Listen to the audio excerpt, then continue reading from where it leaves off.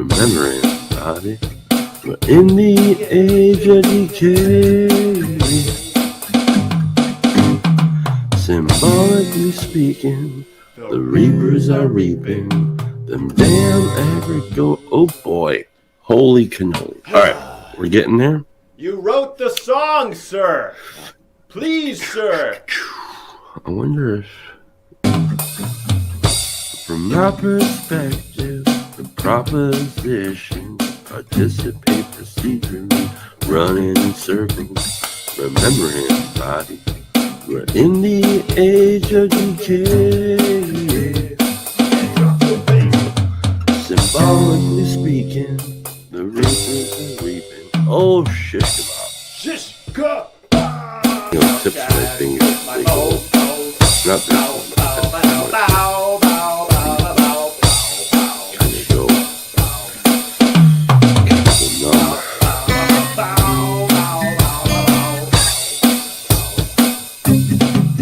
Here we go.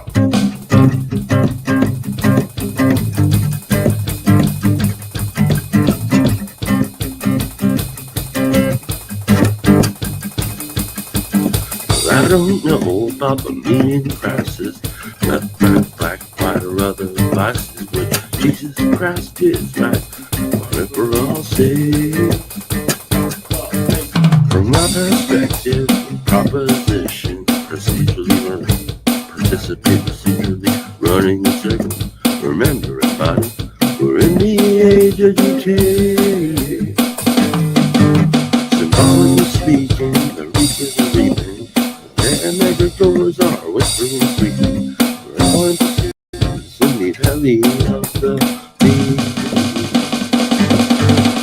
Red pill, blue pill, red pill, mushroom, EMT.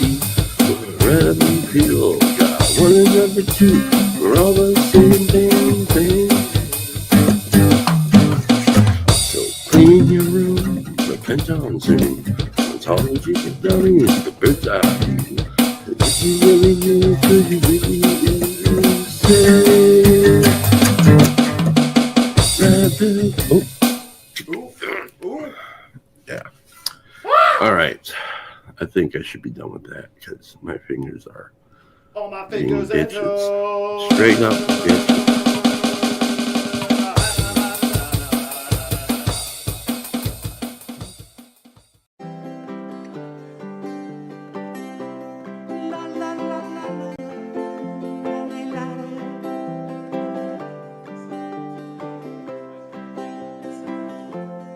Even the sparrow finds a place by your altar. Even the wanderer who roams. Even the fatherless is embraced by the Father. We're coming home, coming home.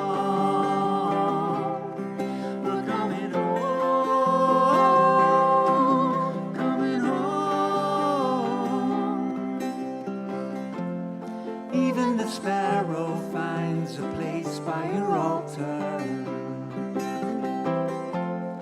Even the wanderer who roams.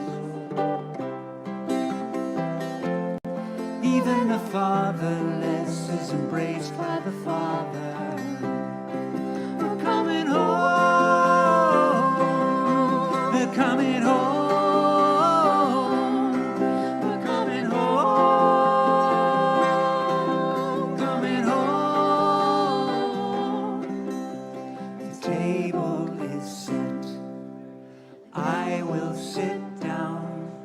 Surrounded by friends and feast. The table is set. We will sit down, surrounded by friends and feast. Even the sparrow finds a place by your altar. Even the wanderer who roams. Even the fatherless is embraced by by the Father. We're coming home. We're coming home. We're coming home. Coming home.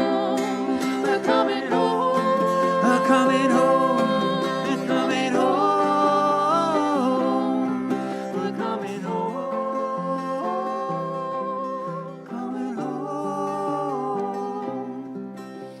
The table is set. We will sit down, surrounded by friends. Good morning, good afternoon. I believe the author of that song is Peter Tigelaar, and he was playing the instrument. This was at the Synodical Worship Service in Ancaster, Ontario, Canada, at Redeemer University. And I was so moved by that song. I was so impressed, and I thought that would be just a wonderful song for the corner to know. So I, without permission, clipped it from the Synod live stream, and I've been using it as branding, and I've been using it as the opener because he said he actually wrote it during COVID.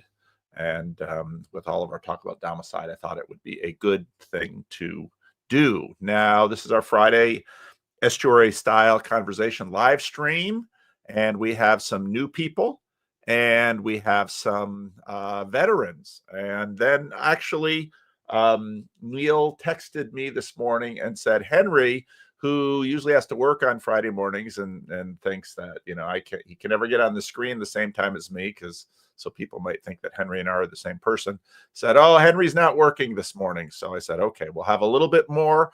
We'll see how that impacts the conversation, because there'll be more mouths to feed in terms of time and conversation. But I will bring the new people in first. And, well, let's see. Adam,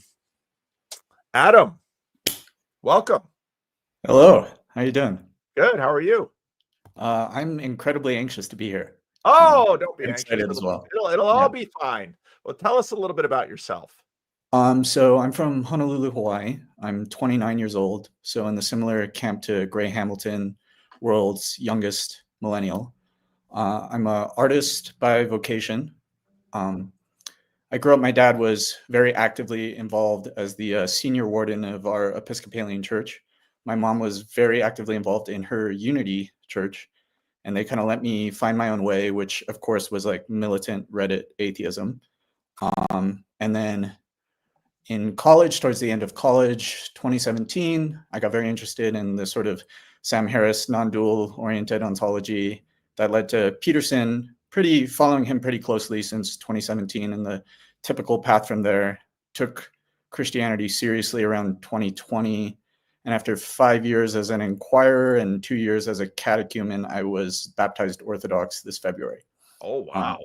And so I'm not sure when I'd like to think I've been watching you for 2 or 3 years now. I really don't know, because your thumbnail has been ever present in the algo. But I have been following Homeroom pretty closely for at least the last 18 months or so. And I've had some Twitter interactions, and I'm an infrequent commenter, and I've had some private conversations with people in the corner, but this will be my debutante. Coming out of the lurk. Yes. Adam comes out of the lurk on the Friday Estuary live stream. Well, welcome, Adam. You have an interesting story. Maybe Christian or Mark D. Parker will grab you and get you properly randoed. My rando queue is, I can't keep it from getting clogged. I was thinking maybe I need to do a video about that. So, but I'm glad this is part of the reason that I do this on the Friday morning, so we get more faces up and then get people better known in the community. And another new face, you're going to have to pardon me. I'm not sure how to pronounce your name. That's understandable. It's pronounced Womboy. Womboy. Oh, that's easy to remember. Well, welcome. Well, we got a little bit of noise in your connection. I don't know what from. I think I'll try putting in a headphone. Sorry.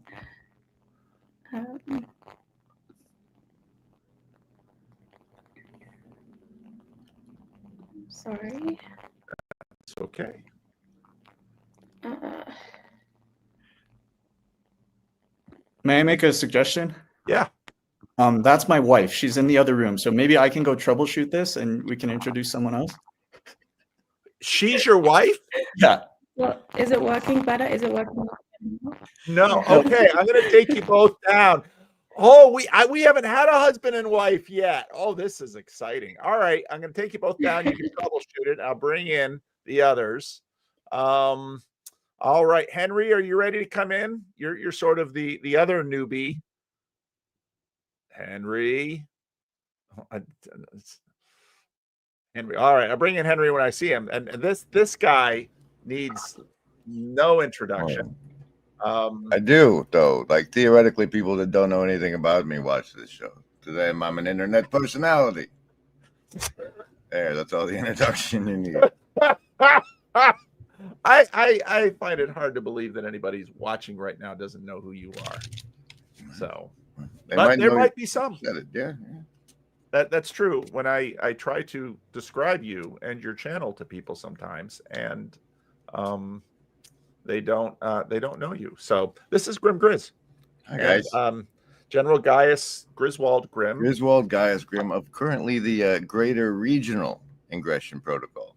Oh, Greater Regional Impression Protocol. Okay, well, very good. Now I'm sort of Henry's going to have to show up again. I mean, but I don't know who his Mark has not been in the corner as long as Michael Sartori, so I'm bringing Mark in. The Two of Hearts. Wow, that's a low card. Mark D. Parker, do you need any introduction? I don't know. No, but I think I now understand my mission. I wasn't sure why I was called into this, but now I know it's to deliver your rando anima, to root out the blockage that you seem to be dealing with. So now I know. Did you have to locate that blockage there anatomically? Oh, see, old guys get comfortable with anatomical because that's you got right. to when you're an old guy. All right, well, we'll bring in another young guy, and that is the infamous Michael Sartori. And because we had such interesting things going back and forth in the corner this week, I thought, boy, I'd really love to get Mark and Michael together in the stream. Both Mark and Michael were at the what did Neil call it? The Canestuary. And so people might see all of this opponent processing on the internet, and they might see both Mark Parker and Michael Sartori coming in hot on things. But I will tell you that Michael and Mark have been in the same room together for hours on end, living in peace and love and harmony. And so this is the opponent processing we do on the screens. We want to go hard at ideas, but we want to love each other while we're doing it. That's kind of the thing. So anything you want to say, Michael? Well, I listen to all this stuff, and I mean, I don't think that this any confusion between us should. I can very clearly articulate my point at some point in the conversation. So I don't think it should be the central point of discussion. You get to vote on what the central point is, pal. Yeah, this is an estuary meeting, so we might not even talk about any of it. But I just wanted to have Michael and Mark in this live stream as possible. And now,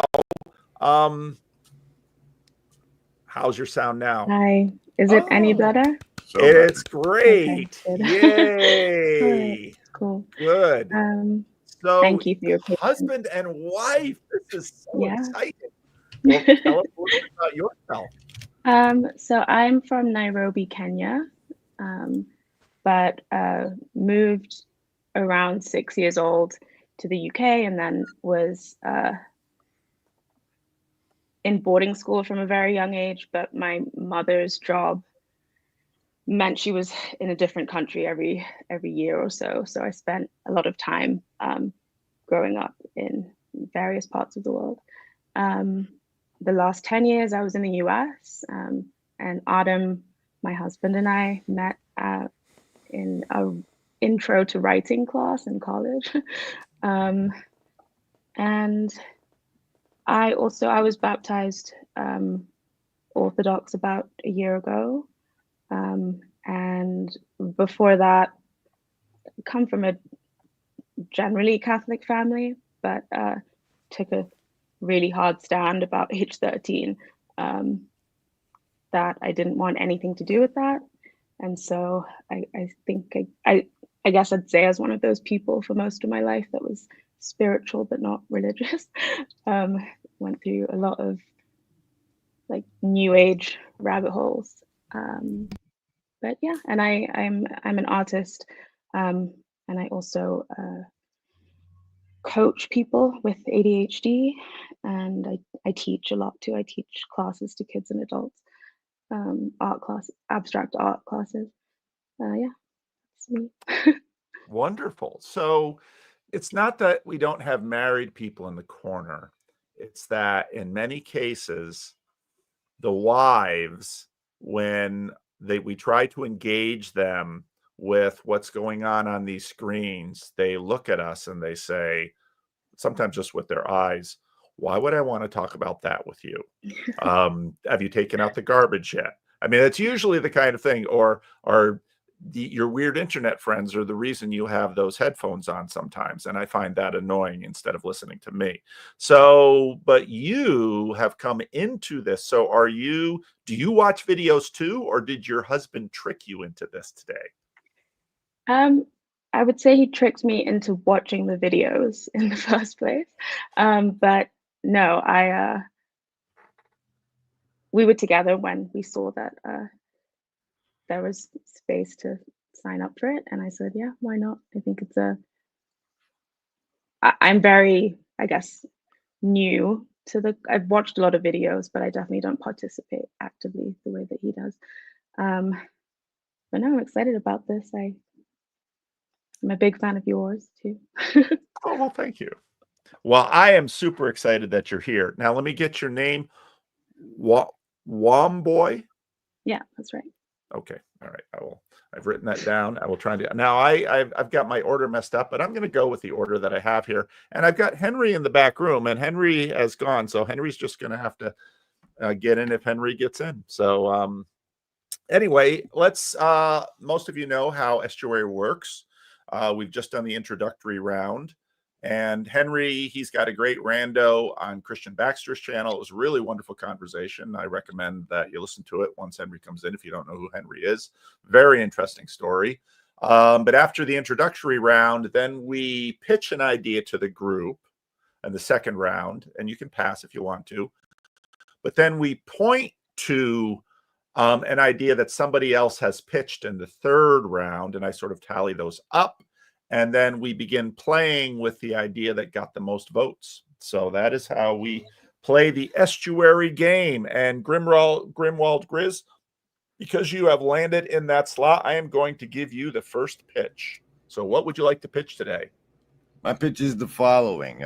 Now that we're getting people to acknowledge that this internet place where we collaborate is a fifth generational warfare battleground, I would also like us to start acknowledging that we have the means of production in this fifth generational warfare battleground, and that perhaps we should start thinking about collaborating on AI slop videos of, say, people absorbed into their phones derogatorily that we can seed the algorithm with. Like, shouldn't we?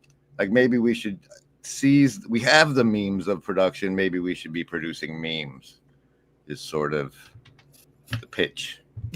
Memes to shame? Is that what we're going to produce? Well, we're not engaged in the actual battle for the minds of the children so much as just talking amongst ourselves at this point is where I'm at. Yeah. So the general would like to mobilize us as an army.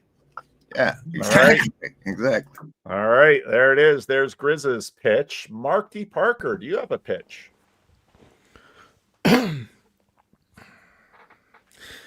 Well, 1 Corinthians 4:15.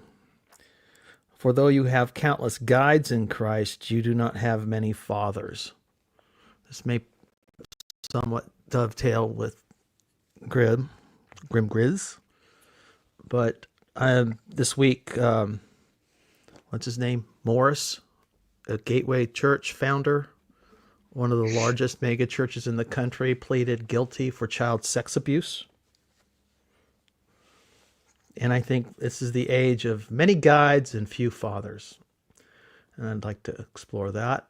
And I don't think we can do constructively what Grim wants to do unless we sort that business out. Very interesting. Right. I just had to bring up my Bible software. Many guides, but few fathers. All right. There is Mark's pitch. Michael, do you have a pitch? Well, you said I put out a lot of interesting stuff this week, so I'm going to pass, and you have to pitch what you want to talk about from my interesting stuff. I mean, you can wait until your turn unless you had another pitch, but that is a very crafty pitch because I usually pass.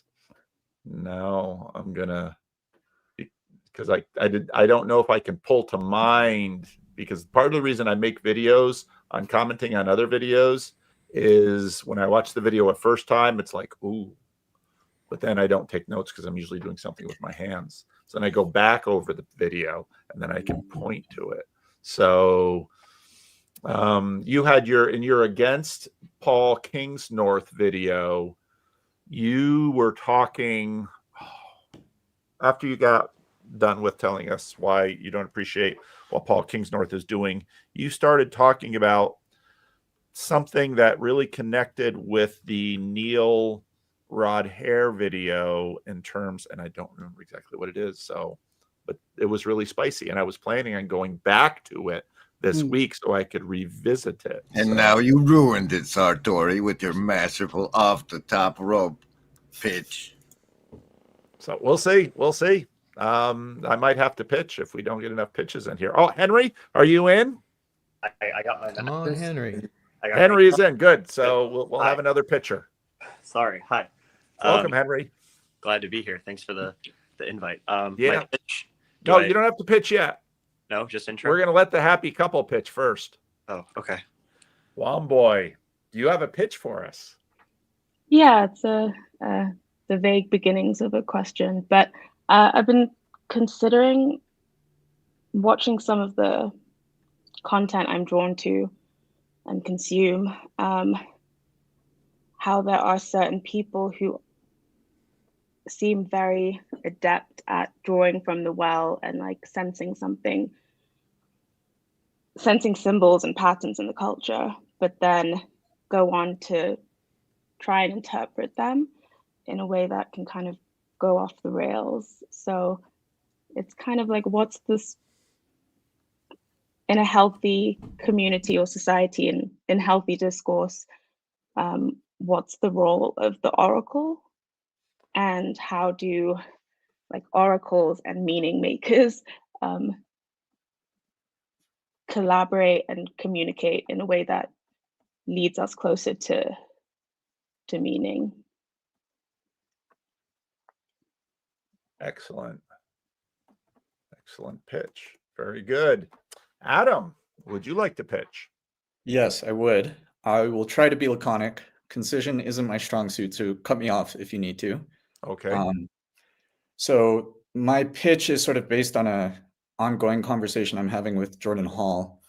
I'd like to propose an inquiry and sort of a draft of an answer that I have. And the inquiry is, in an optimally healthy community church body of persons, what specific relational capacities do all sovereign participants, or should all sovereign participants, possess? And I guess another way of framing this is like on the 5th generational warfare battlefield, what do all infantry men and women, what competencies do they need to acquire in their basic training? And if I may, just like I've been chewing on this today, sort of from a design perspective, I've come up with like at least 4 things. One would be like basic shibboleths and rituals for identifying who's on the same team, whether that's a secret handshake or the Christian fish symbol or whatnot. The second would be a capacity for real dialogos. The third would be the willingness and will to participate in explicit binding rituals. And of course, in the Christian world, that's liturgy and Eucharist.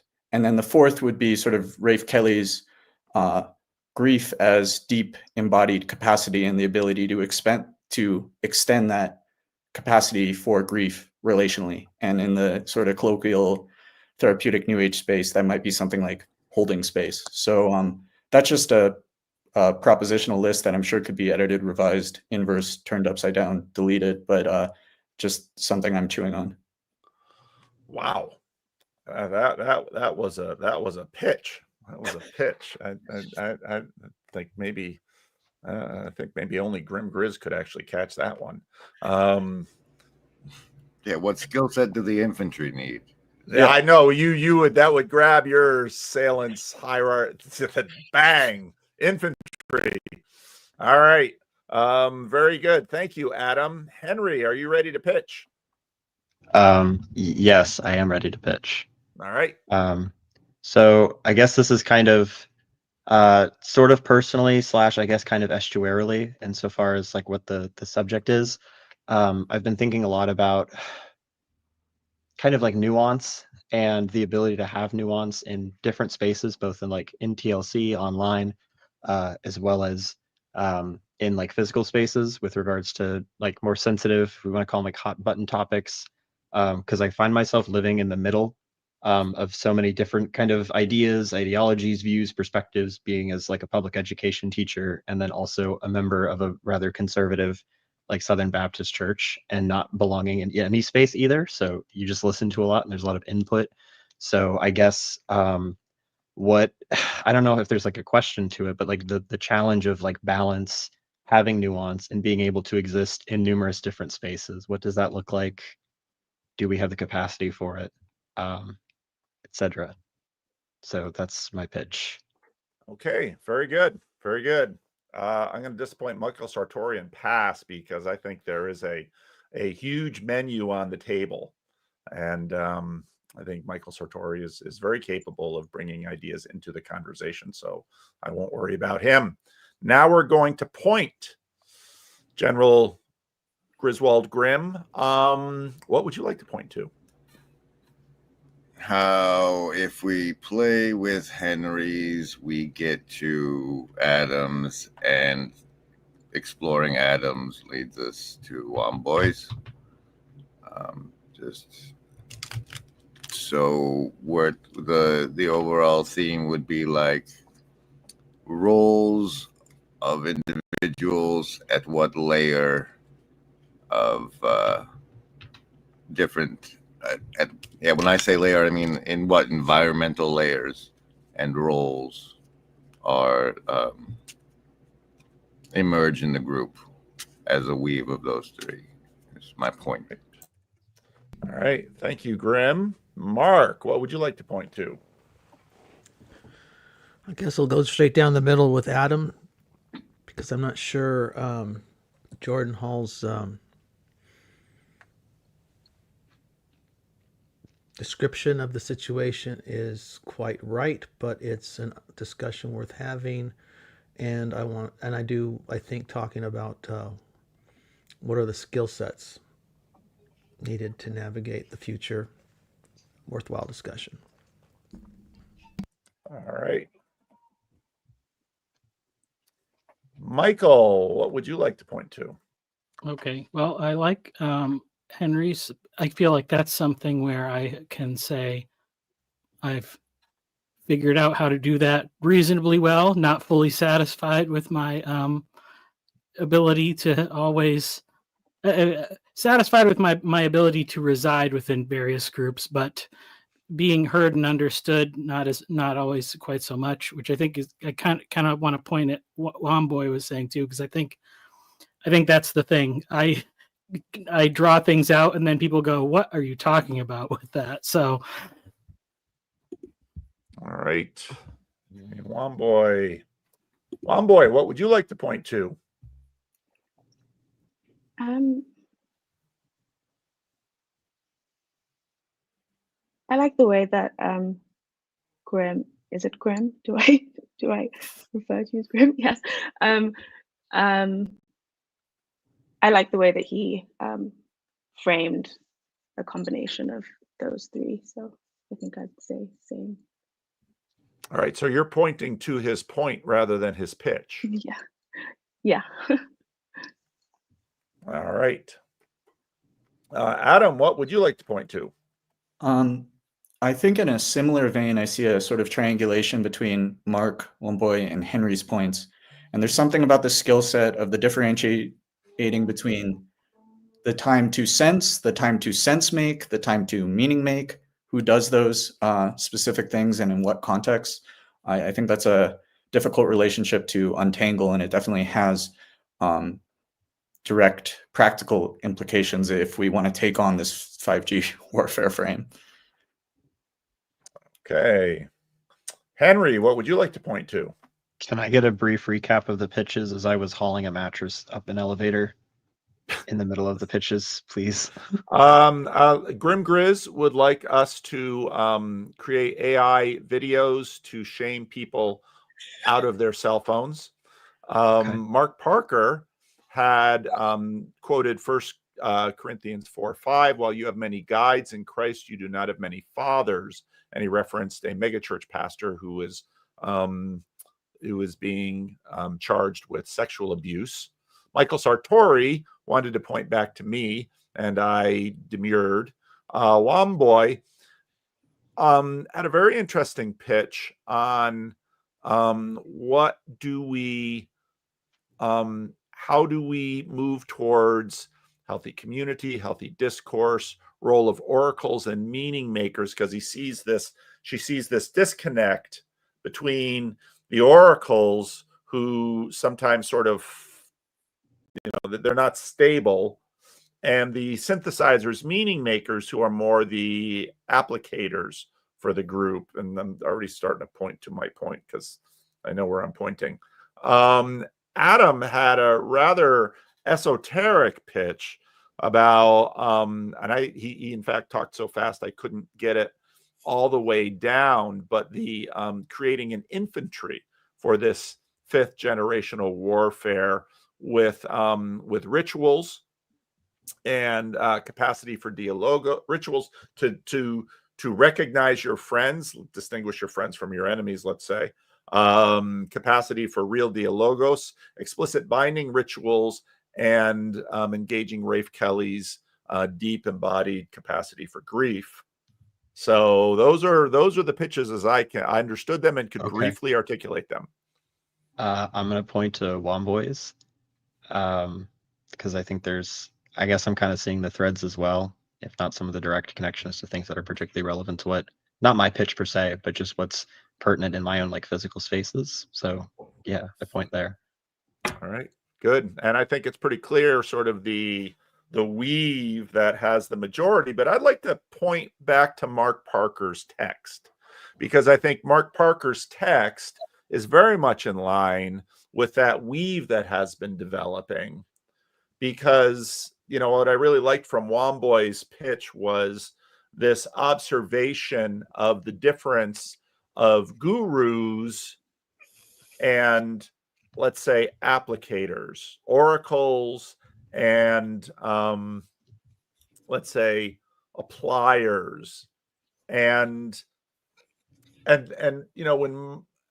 guess what I'd like to ask is, we have sort of committed the sin that Chesterton points to, that I made the video about heretics, that we want to make progress, but we're still pretty vague on what we would like to progress towards. And I think there was more of that in Mark's. You have many guides in Christ, but do not have many fathers. And so in Mark's verse, Christ is clearly the telos, the end point, and guides are, they're people or ideas that are there to orient us. But fathers are a very close relationship, and good fathers are good guides, and also fathers are part of these pre-modern relationships that are not restrictive. Your medical doctor will talk about your body, your psychologist will talk about your mental health, your social worker will talk about other emblems of well-being, but your father or your clergy or your pastor is someone who sort of has free range to talk about all of those things. And Christ is the telos in this. And so that's why I was sort of taken by kind of a combination of Womboy's pitch and very much seeing Mark's pitch in that frame. So maybe let's start with Womboy and flesh out a little bit more of what you were thinking, and then we'll just go. Okay.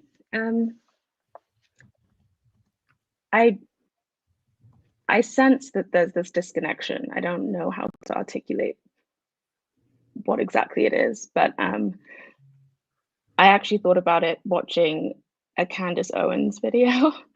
And often my husband and I will have these discussions where I fill him in on what Candace just said, and he kind of reminds me or says something along the lines of, yeah, her symbolic intuitions seem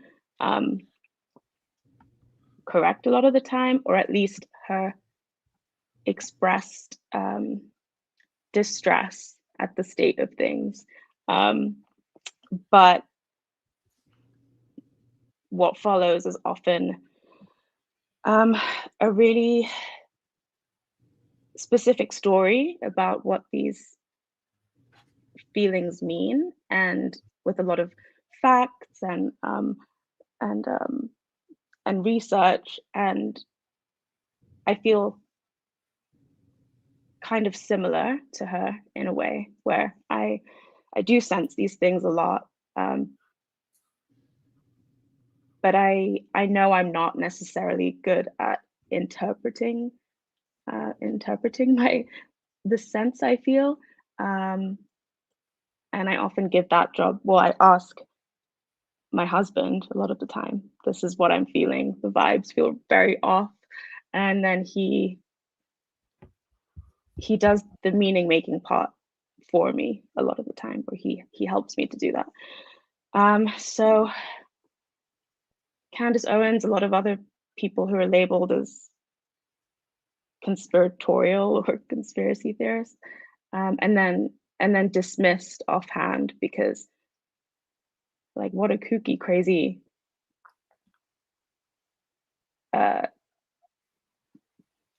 story you just told about that thing. So rather than people who are good at drawing from the well being dismissed offhand, is there a way that oracles could stick to being oracles more than fully interpreting the symbols and senses they have, and meaning makers could take seriously the intuitions of oracle people who might not be super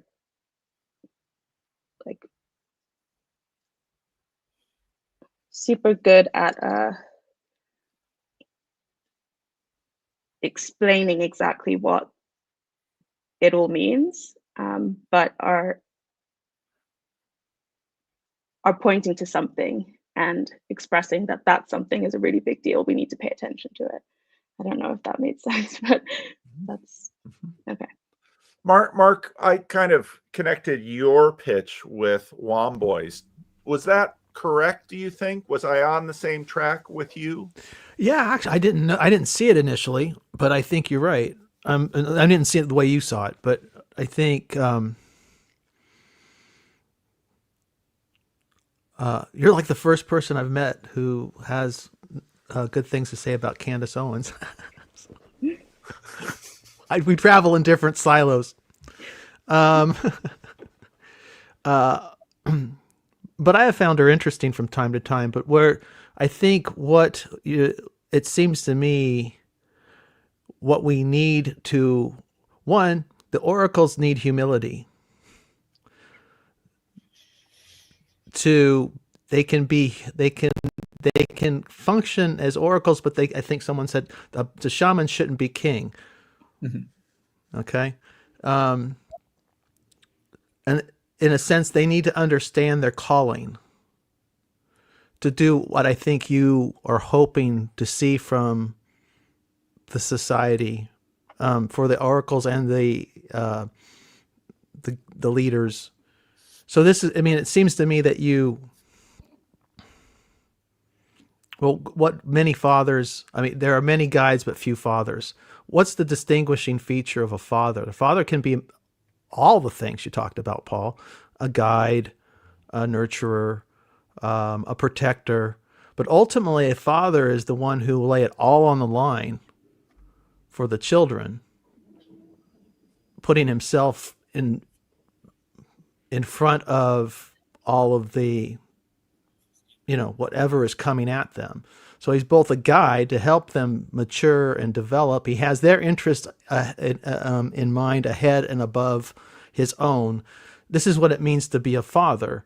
And this is what I think, a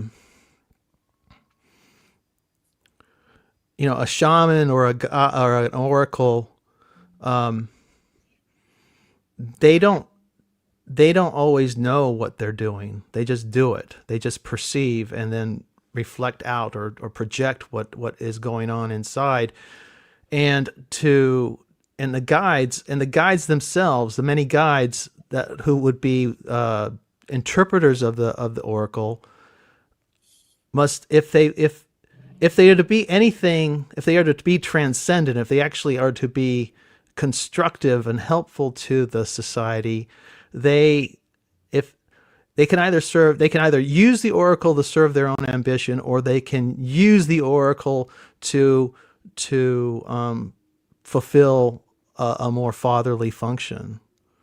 I don't know if that's helpful, but that's kind of what came to mind when Momboy was talking about Candace, and in response to what you had said too, Paul. Yeah, I thought that connected a lot of dots for me.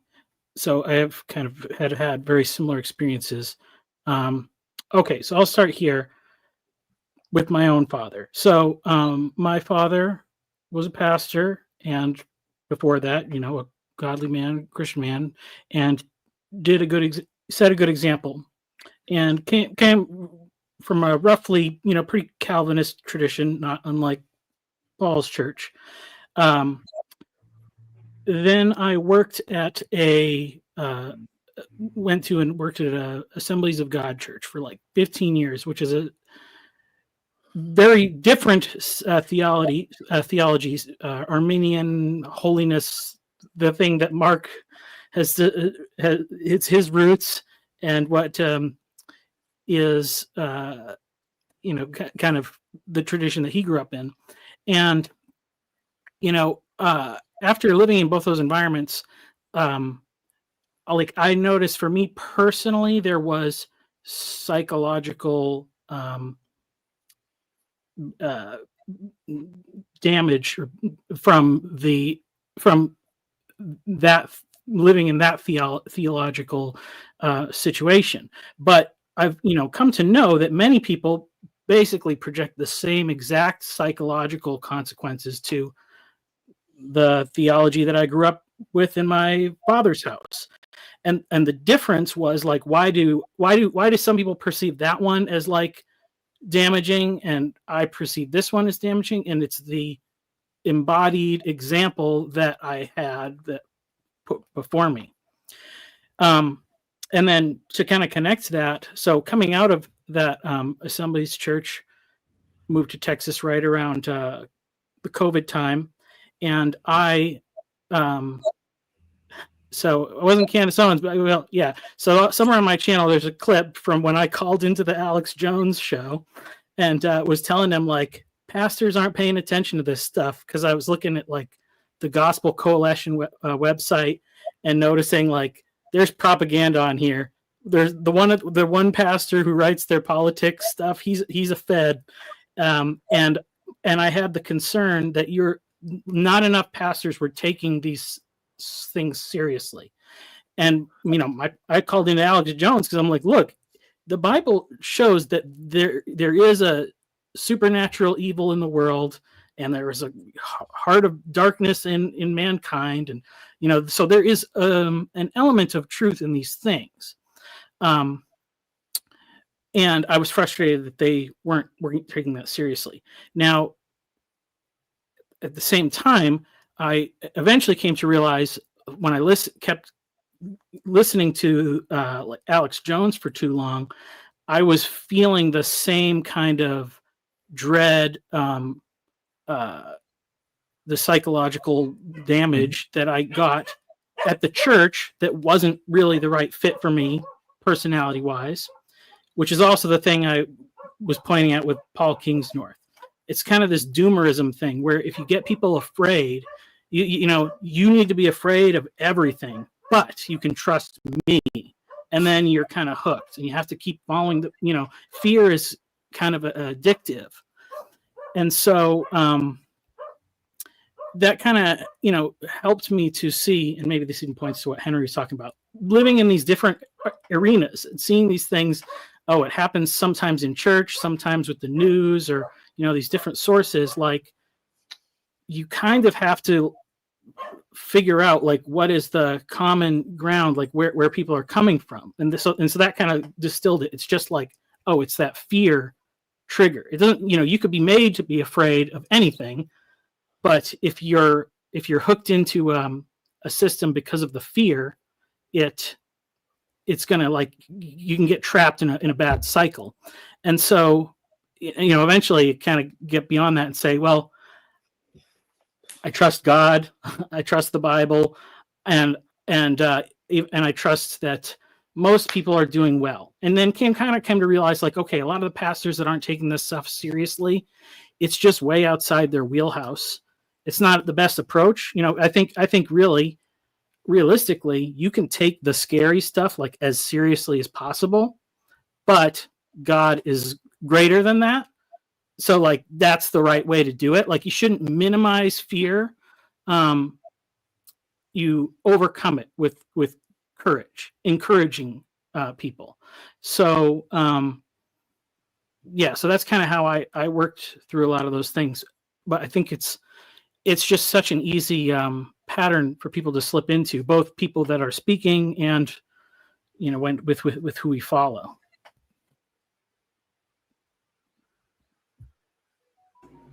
I want to come in and say that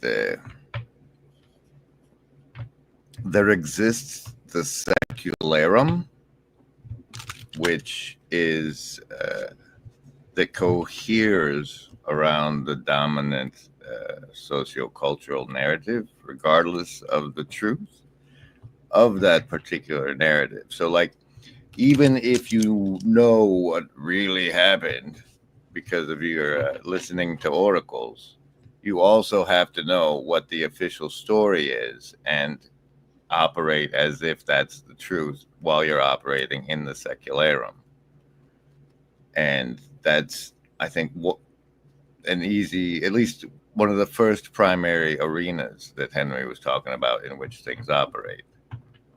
I can't weave fathers into that at all, because me and most of the people probably grown after the 80s have a deficit in that department, which might be an opening for a role beyond, because like, even if you're going to church these days, that's still the secularum.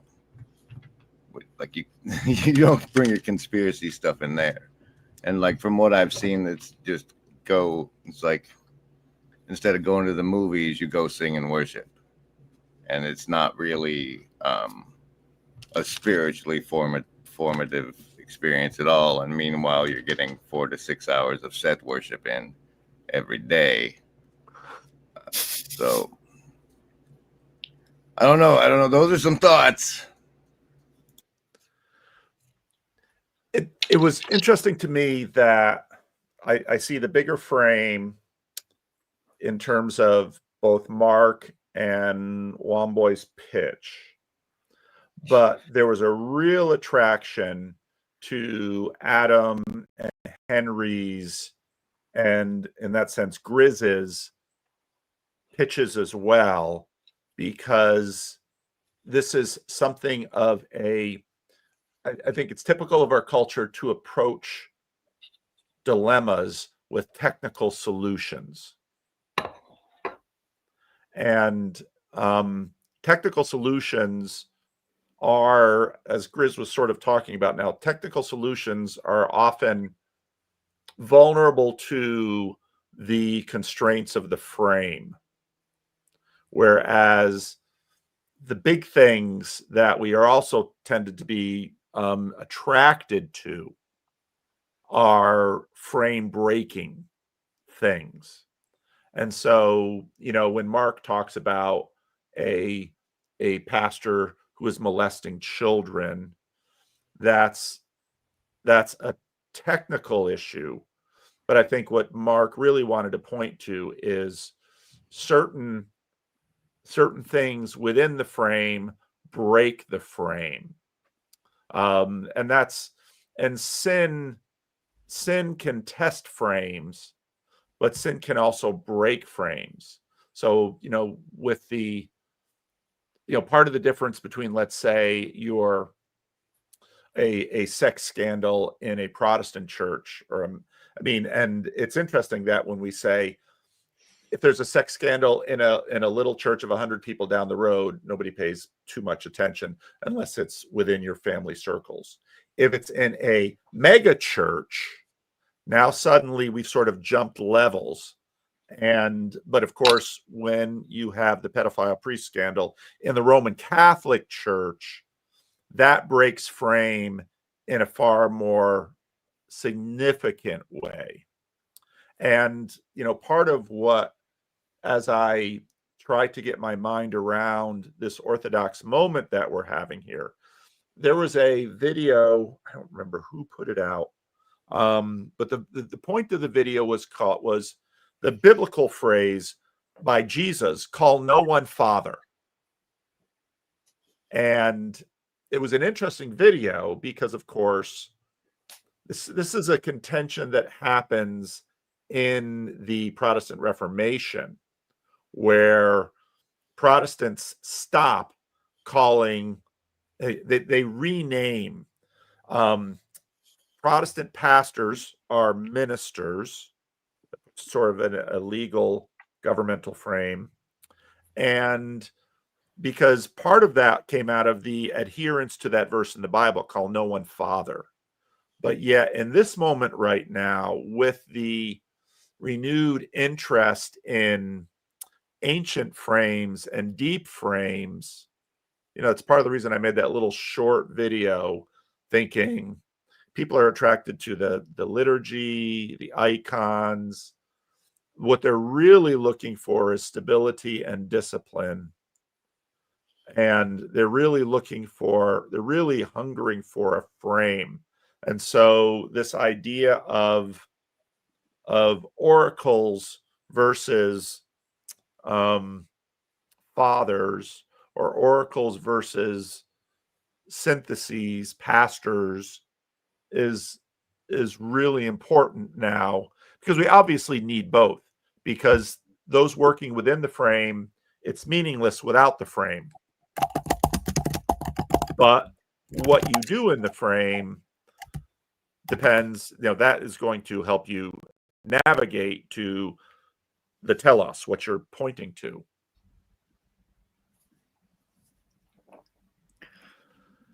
Henry, you and I think part of your pitch had a lot of what I think we are actually exploring in the corner, which is, okay, we're going to go on YouTube, and we are not going to have Mortal Kombat of Protestant versus Orthodox, or atheist versus Christian or anything like that. And I got that in Adam's pitch. I got that in Womboy's pitch too, where what we want is wisdom and skill in the tactical, because we're sensing that the people in my Southern Baptist church would have no idea what I'm playing with on the internet. And I have that because most of the people in my church, what they see are visitors coming in, they see donations coming in, they see new opportunities that their pastor has, but they hear me preach on Sunday and they're like, well, he's the same guy who's been here for 27 years. His sermons haven't changed dramatically, but how can he play on the internet with what he does when if I would start talking like I do on the internet, every now and then I put some of that in my sermons, we'd be like, what's going on? So talk a little bit more, Henry, about, oh, sorry, Michael. Talk a little bit more, Henry, about your pitch, and because I think it's deeply connected with what Adam and Womboy have pitched. Sure. So some of this comes out of, I guess, just living in the corner, as kind of already established. And I've kind of talked about it with like Christian Baxter briefly. And when you live in a bunch of different like what's it called? Realms. I don't know how to describe. When you live in a bunch of different realms and you come into contact with a bunch, a lot of the lines of like what is how things should be and what is not how things should be become extremely blurred or almost completely wiped away. So kind of growing up in a very conservative space, a lot of the more like liberal social politics, even with regards to like gender and all that, were very much like strongly like existing in the forefront, especially in like late 2010s. So like, same-sex relationships, like budding transgenderism, gender identity, like in the conservative church and like in the spaces I've been in for forever, like it's a no-go, right? And then usually it's very much like, this is sin, this is like see Sodom and Gomorrah, see like this is not good. And right, the general disposition is a negativity towards it. And so like because of doctrine. And then I hit university. I met a bunch of these people in the program who are completely on the other side of the silo, or like in a different silo, if we want to use Mark's terms. And living in that realm and in that space, simultaneously then adopting a new church which has the same cultural values completely. I almost got like red pilled, black pilled as like a late high schooler, early college kid. And like that didn't happen. And so instead of like taking a red or a blue pill, I find myself in the middle where it's like, okay, I have these tensions of which I probably do for the most part adhere to most of the principles of like the culture that I grew up in, church wise, family wise, socially wise, but it's extremely difficult to, or maybe it's the idea of like practice versus what's spoken. We've talked about it before, like you've talked about it here in the corner of like what is said versus what's actually embodied, because what's embodied is far more neutral, if not more, probably more like liberal centric or more tolerant and stuff. And so there's some of that tension, and that's a nuance in of itself, and that's a nuance in either field, because I had friends that I knew who were non-gender conforming, etc., in the college and in the College of Education, and they were well aware that I was a churchgoer and all this stuff, and they're like, well, we like you because you're not an asshole about it. I'm like, oh well, like that helps, right? Which that's the way they described it. So like you live in that space, and that tension is somewhat resolved there in that nuance, but then I don't know if that always gets to be lived out or like expressed properly in the other realm too. Like if that stuff gets presented, if the discourse, like if what is practiced, this tolerance and ability to just kind of hang out with everybody and be a Nick Carraway to everybody, like is that ultimately then going to be received by everybody or adopted by everybody or taken well? Like, yeah, I will hang out with, people in the House of Woo. Now, I'm not throwing Mark under the bus, but like everybody that I know would not like the House of people I'd like. Would be like, House of Woo is kind of weird. I don't know, Henry. It's a little whack. And I'm like, I don't know. It's fun to vibe there and play in that space. And I have friends in this other space, in these other places. I feel like I just lost the plot, but I was just kind of explaining the background, I suppose, on this. But like all these tensions exist, and I don't know if it's difficult per se to be like yourself existing in these tensions, because I've done it okay for years now. But I guess, can that be like replicated? Can that be adopted by others, I suppose. Can I ask you a question, Henry? Sure. That might advance this. So what I hear you describing is existing, you said between realms, I could say between worlds, and I think actually across ontologies is probably the more thinky-talky way to put it. What I want to ask you though is like, what's the worst thing about existing in that way for you? Like what's the most challenging part? I think everything's compartmentalized for the most part. And it's been decompartmentalized at least once. There was like a blurring. A friend of mine that I work with was like my +1 to like a New Year's Eve party with my like complete. It was interesting from work, and I was like so like on edge about it the whole time until like things kind of like died down. I had like a glass of wine in my system, but I think some of that is when these worlds do collide and you are a neutral agent that can't exist, not everybody's going to be able to do that. Or there's the fear that not everybody can do that. So I suppose the most difficult thing is the compartmentalizing. And like, it's pretty easy to keep them in the boxes, but I don't know if it'll always stay in the boxes or if it always should stay in the boxes. I guess that's another part of the challenge. Does that answer that question? It does answer the question. So, I mean, what I hear you saying is there's something like a lack of unity and a lack of wholeness, or maybe even like wholesomeness. I'm not really sure what that word means, though it gets thrown out a lot. And when I hear you say, I'm not sure if this can persist, I'm going to pull a Jordan Hall here, but like I'm of the belief that reality is, truth is, and so it simply can't exist. That ontologies that can't attend or members of ontologies that can't attend a cocktail party together or a New Year's Eve party, whatever it was, comfortably, that doesn't seem like a sustainable way for a society to lay itself out. So you did answer my question. Those are just some thoughts on what I heard. Okay, cool. Well, what I heard your pitch getting at, Adam, is when we're looking for, let's say, rules or techne, we tend to look for something that is actually abstracted from the person. Here's this, I watch what someone does, I put it in a rule, and therefore I can give it to other people that they will replicate. And so in that way, there's something a little machine-ish in that way. While, part of what makes Jesus so compelling is that Jesus, he eats with sinners and tax collectors. That gets him killed.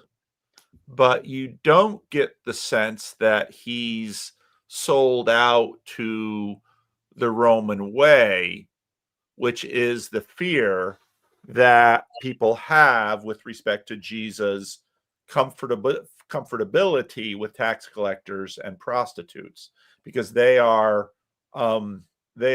participating in the corruption of Israel towards the Roman way, which is what the first century culture war is about. And so Jesus seems to be able to transcend these things. And so Anabaptists tended to try to read the New Testament as these are, so the rational side of the Reformation tries to read the New Testament as sort of rules. The Anabaptists try to read the New Testament as sort of practices. And Jesus frames it as discipleship. And you can distill rules and practices from discipleship. But again, you've got the relationality with the Father. And when Jesus is questioned again and again in the Gospel of John, he keeps pointing to, I do what my Father, I'm in alignment with my Father. Mm-hmm. And in that way, Jesus sort of is able to transcend and talk to anyone. And although there'll be attempts at canceling him, and crucifixion is sort of the radical attempt at canceling, which doesn't work.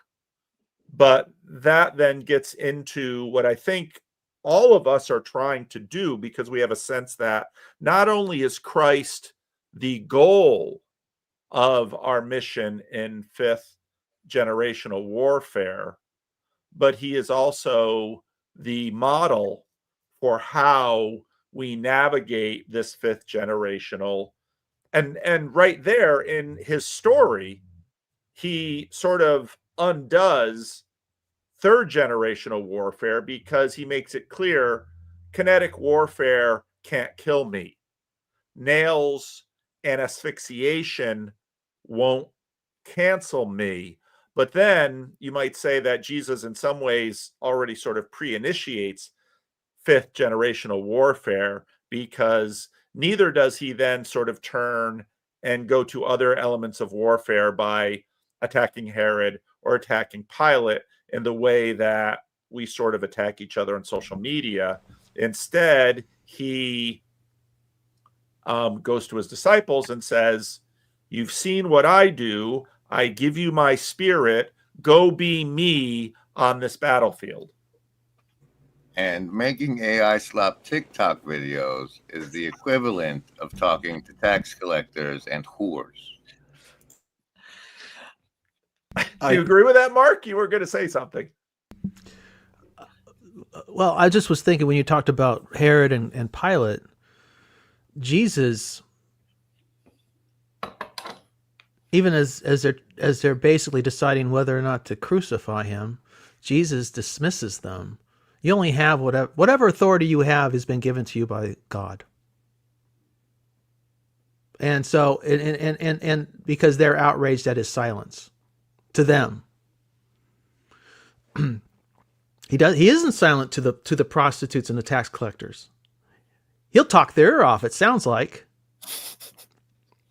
which is really cool when you think about the game Jesus is playing, and which makes me, the way Jesus, that dichotomy makes me very suspicious of the whole Jordan Hall frame, which maybe I just need to talk to Jordan Hall at some point to try to understand it, because you can't fight a damn war if you don't know. You're only going to have perpetual war if you don't know what victory is and you don't know how to get to victory. And the only people who advocate for war in perpetuity are ideological fascists.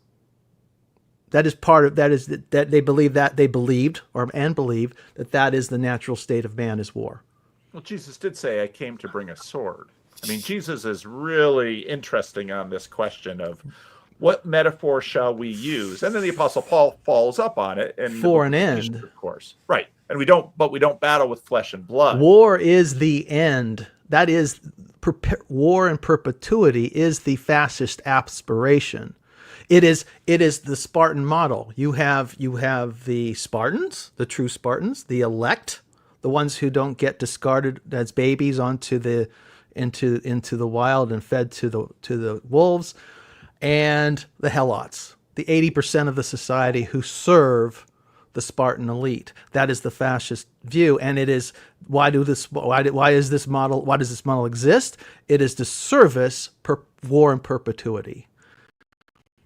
Okay, because this is what a Spartan is. A Spartan makes war. A Spartan doesn't farm. A Spartan doesn't make art. A Spartan doesn't do religion. A Spartan kills, and he oppresses. Jordan Hall, if he doesn't want to fall into that trap, must understand what is the purpose of being in Christ. And he's brilliant. I'm not fully convinced he understands that yet. Mark, we're going to be at war so long as we grow up beside the tares in the kingdom where the prince of the air. No. You can have the war within you. Is the war in you, or is the war without? Be of the world, be in the world, but not of the world. If you internalize the world, yes, you will be at war, but you can be at peace in chaos. You can be at peace as the world burns itself down. Okay, let Grizz finish, and then Michael wants a word. The condition is warfare, and as long as we keep having babies being brought up in it, they're going to have to understand what's out there, the kinds of manipulations and tactics. And you can love the people doing it and pray for them, but they're still doing it, and you're still going to have to educate the children into the environment in which they're born. He must be born again. The questions that you're asking, Mark, in a war are highly dependent on your rank in the organization, because the guys on the ground they need simple orders that are to follow. The complexity of the thing, and I think that this is even some part of the thing to see in this fifth generational thing.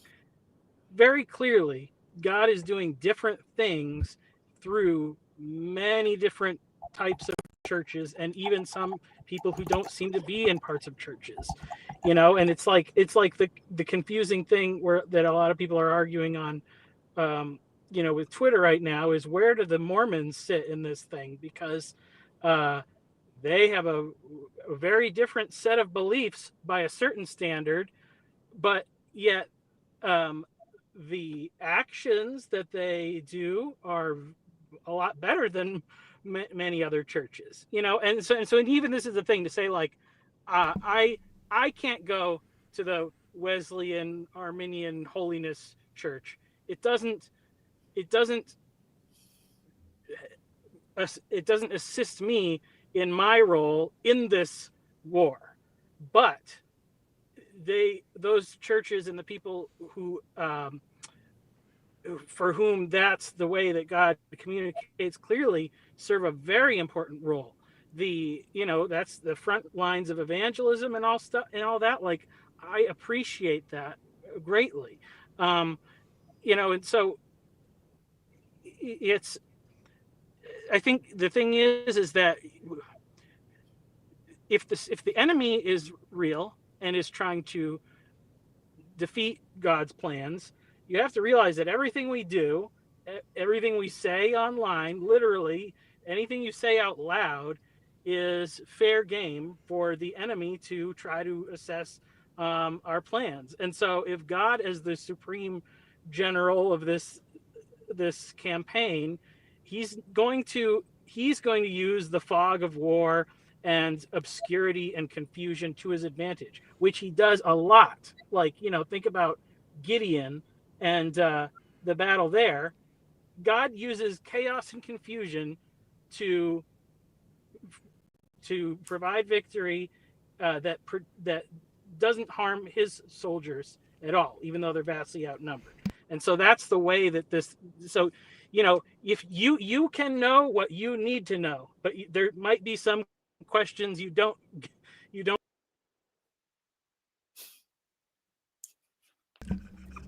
Some questions you aren't allowed to ask. Praise Jesus. Paul, you're muted. Paul, you're muted. Paul, you're right. muted. I am. Where's the corn? I want to.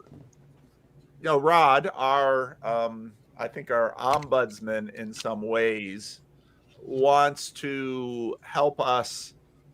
We very quickly, and which is natural for everyone on this stream, we very quickly went into a Christian conversation and we used Christian terms. And I'm not going to apologize for that, because I think Jordan Peterson is right that when you get to the religious layer, you're getting at the base layer, because for many of us, this is the level at which we are operating. And so this is the language that comes to hand.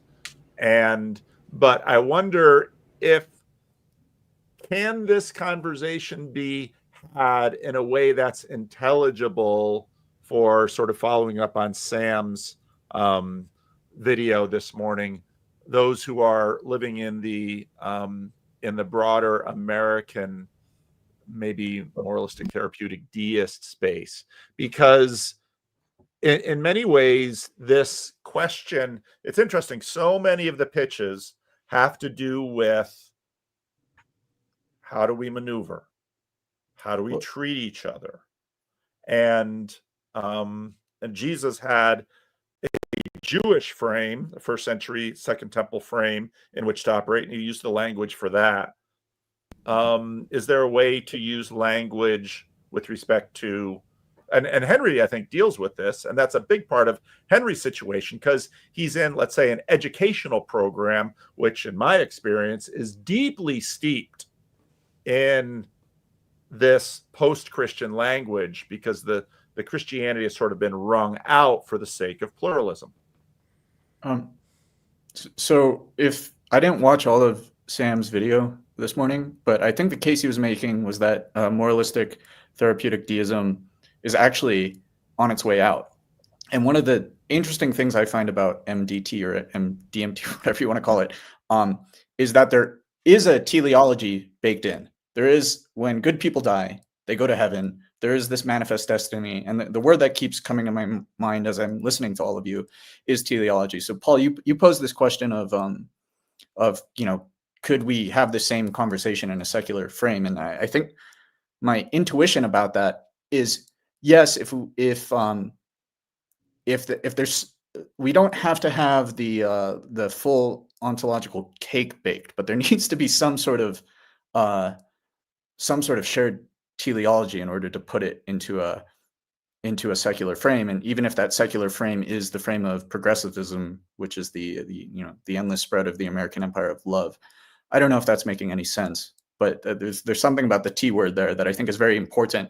And I think the T word is sort of a prerequisite to the E word, which is eschatology. But the T word really helps there. Well, the fundamental challenge of the incarnation is, of course, intelligibility, which I think now, of course, I have my own frame, and now I'm about to slip into the religious language again. The whole purpose of the calling of Abraham, the creation of Israel, is God takes a 1,000+ years to create a container in which the Son of God will be intelligible. And I think we have a lot of potential intelligibility around. I think Sam's video is really important. And I think the difficulty is that people have an intuitive sense of goodness. We know, I think Mark's reaction to warfare terminology is because of bloodshed, and Jesus quite famously heals the ear of the servant. So we're trying to missionary work is always about intelligibility. And of course, Christians believe that this crucifixion and resurrection then arrive at peak intelligibility, even though it's also mysterious. Go ahead, Henry. If we if we want to play like the MTD game with like language, at least with regards to some of my pitch, I think it's pretty easy to resolve it. It's just be nice and let whatever happen as long as it's affirmative. Like that's easy to do ultimately within those grounds, within those realms.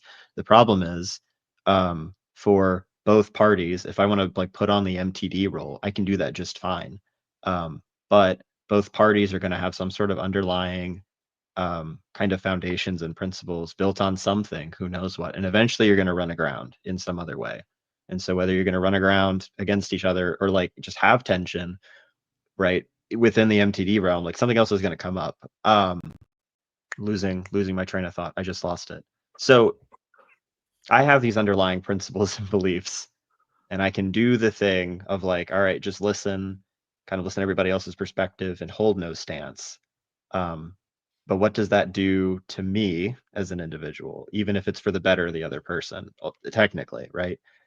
Or if there is behavior or projects or like activity where it's like the MTD, just be nice, you do you thing comes into play, that's not ultimately beneficial to me, that's not beneficial to the other person, and vice versa, right? If they're on the MTD thing of like, well, so-and-so is like a Christian, but they're not an asshole about it, so like that's fine, and we can just like kind of like exist in the same space. I don't know how long-term ultimately beneficial that is. That kind of resolves immediate tensions and concerns, but I think that it's going to like rear its head back around. So like using more like secular language to describe this, I think is fine, but like I think it's ultimately going to be embedded and grounded in something more religious, and if not ultimately more religious, spiritual, ideological, and that's going to have its own problems. And like that doesn't, I don't think, get sorted. Like I don't think ideologues and living in the tension of ideologues is ultimately something that can actually be resolved, or at least not very easily. I don't know if that made any sense, but yeah. Womboy, I'm interested in your thoughts on this, because one of my good friends, Bowtie Bryant. He's in my men's group. He's a son of Kenyan immigrants. Last Wednesday night, had a really interesting conversation with him about sort of living in these different worlds in terms of, you've got this historical train of what goes on in Kenya and then being in the United States. And it was really interesting because, I mean, you dropped the name of Candace Owens, which is not a name that gets dropped in these channels much, although I know people know a lot more about her than I do. But, you know, this contextualization of let's say, contextualization of the ultimate. And again, your pitch was, I thought, really on target. So I'm curious about what you're hearing in this conversation. Whew,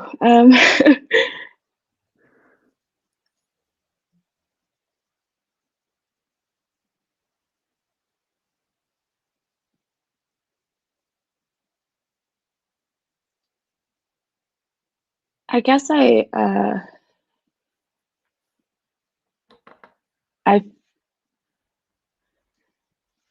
only quite recently became Christian. I'll start there. So for most But of you my did life, talk about walking away from Catholicism at 13. yeah, that's So it's true. not like, and of course, Kenya, that was part of the realm, the British realm. And so Yeah. there have been elements in here. And so you certainly walked away from something, and then you went through catechesis. So Yeah, I was just going to say that life, well, nothing made sense before. I don't really have I don't have specific articulable reasons for why, but I know that the moment I was baptized and also like leading up to that, the predominant thought in my head and heart and body was just that, oh, it's possible for life to make sense. And so the frame, and I find it increasingly difficult in a way. I think that's another, if I were to pitch again, I would have asked something about how to get along with people that are outside of this frame I now have, because I've just found it increasingly difficult to relate. We can have perfectly civil conversations, but they do run up against a wall at some point, or at least I feel that really deeply. And I went through starting to explore Christianity and also, you know, like getting red pilled or whatever, like all my political and other beliefs also changed radically. And I went through the first phase of just being really enthusiastic, but truly kind of an asshole to a lot of the people in my life because I was so dead set on like shaking them awake. And if they just see things the way that I do, life will make sense for them too. And that seemed like a good thing to me.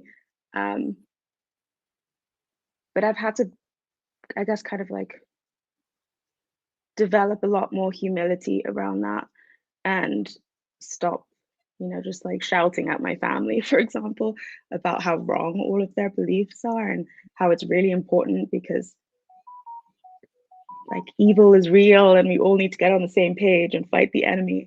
And I don't do that as much anymore because I don't think it proved to be very ineffective. But I must say that I'm struggling to relate in a deep way with the people in my life who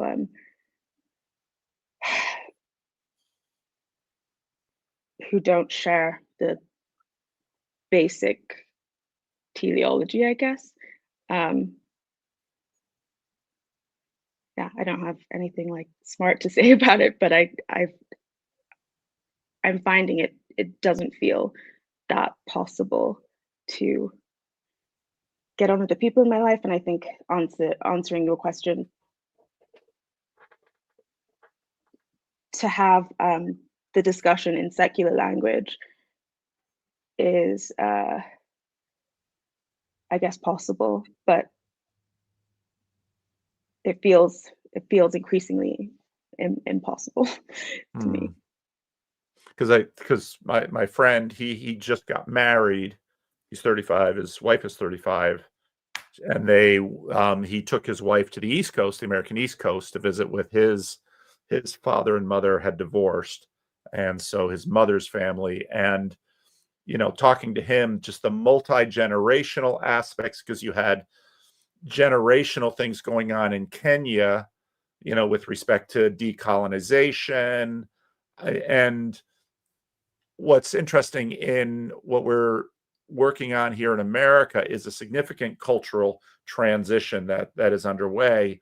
But for many immigrants, especially I think from Africa, where the 20th century and the 21st century have been places of huge change in some spheres, then I grew up in different worlds, and so I was always sort of a third culture person, but my worlds weren't that far apart.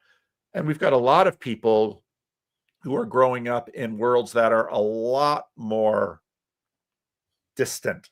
And so then figuring out how to navigate that, especially when we started talking about steps and points and things like that. So thank you. Adam, what about your story? Are you going to say something, Grizz? Yeah. Since Adam's called for the teleology, I'm thinking that the teleology of the fifth generational warfare is the dominant background assumptions of the secularum, and that those, that's the battlefield, is to, because thanks to the knowledge of good and evil, we know that the enemy has enmity for the womb and life, and we've reached the point in the secularum where enmity for the womb is the norm, as part of the depopulation agenda, since all you labor breathers are being replaced by robots. And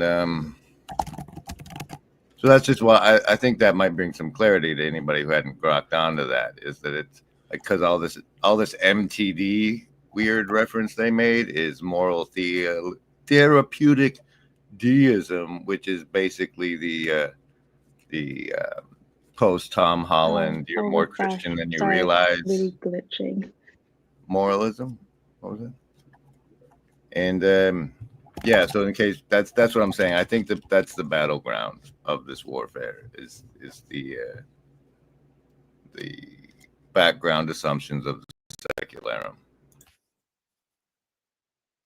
Well, I think the fifth generational warfare metaphor does, I think, connect to this question of spiritual warfare, because what we're trying to get back to is a question of what do we mean by this word spirit. And so we've got metaphors, in the 80s, this stuff was sort of worked over, this present darkness, some of those kind of images. Now we've got the entrance of UFOs as demons, AI demons coming through. And yet the language of spirit was never fully abandoned by any sector on the American culture scene.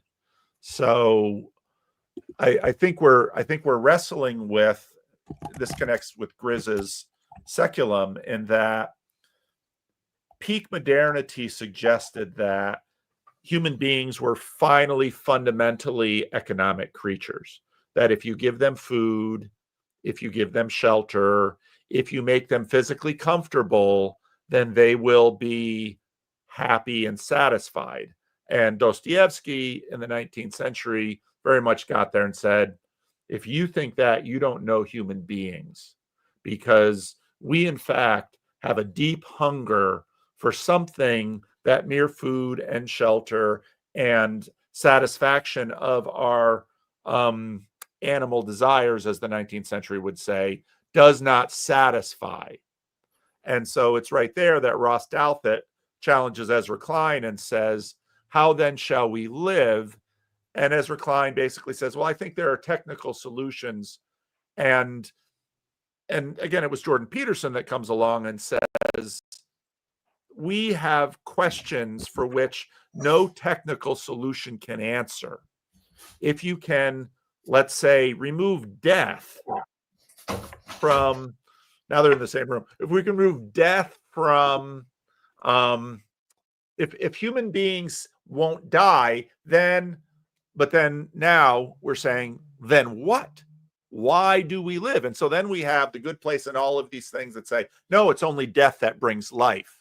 And I think that gets to Griz's point about the seculum, which is basically the lifespan of 100 years.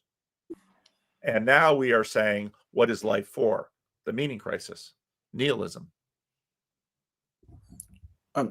Paul, what you just said made me think about, and sorry, one boy's rolling her chair in here because I think her AirPod died.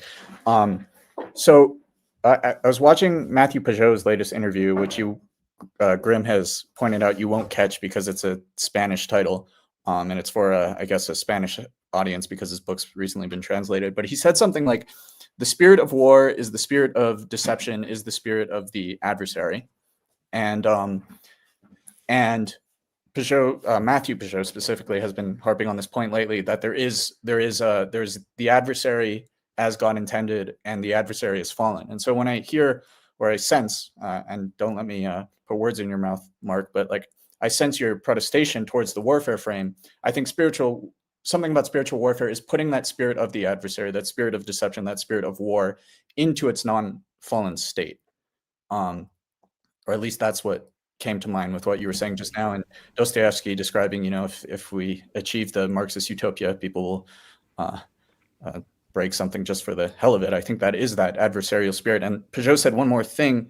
He said the spirit of the adversary in its fallen place in yourself, just like Mark was describing the spirit of war in yourself, in its fallen place in yourself, it can lead to self-destruction and suicide. In its right place, that spirit of the adversary is repentance.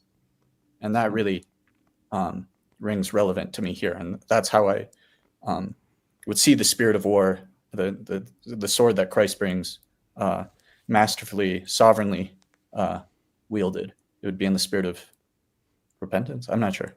It's a mouthful. Well, Jesus said, "I'll build my church, and the gates of hell will not prevail against it." Who's assaulting who in this, and who's supposed to be on defense? The world. And the world y'all are trying to save is actually the entity that's supposed to be on defense, and the church is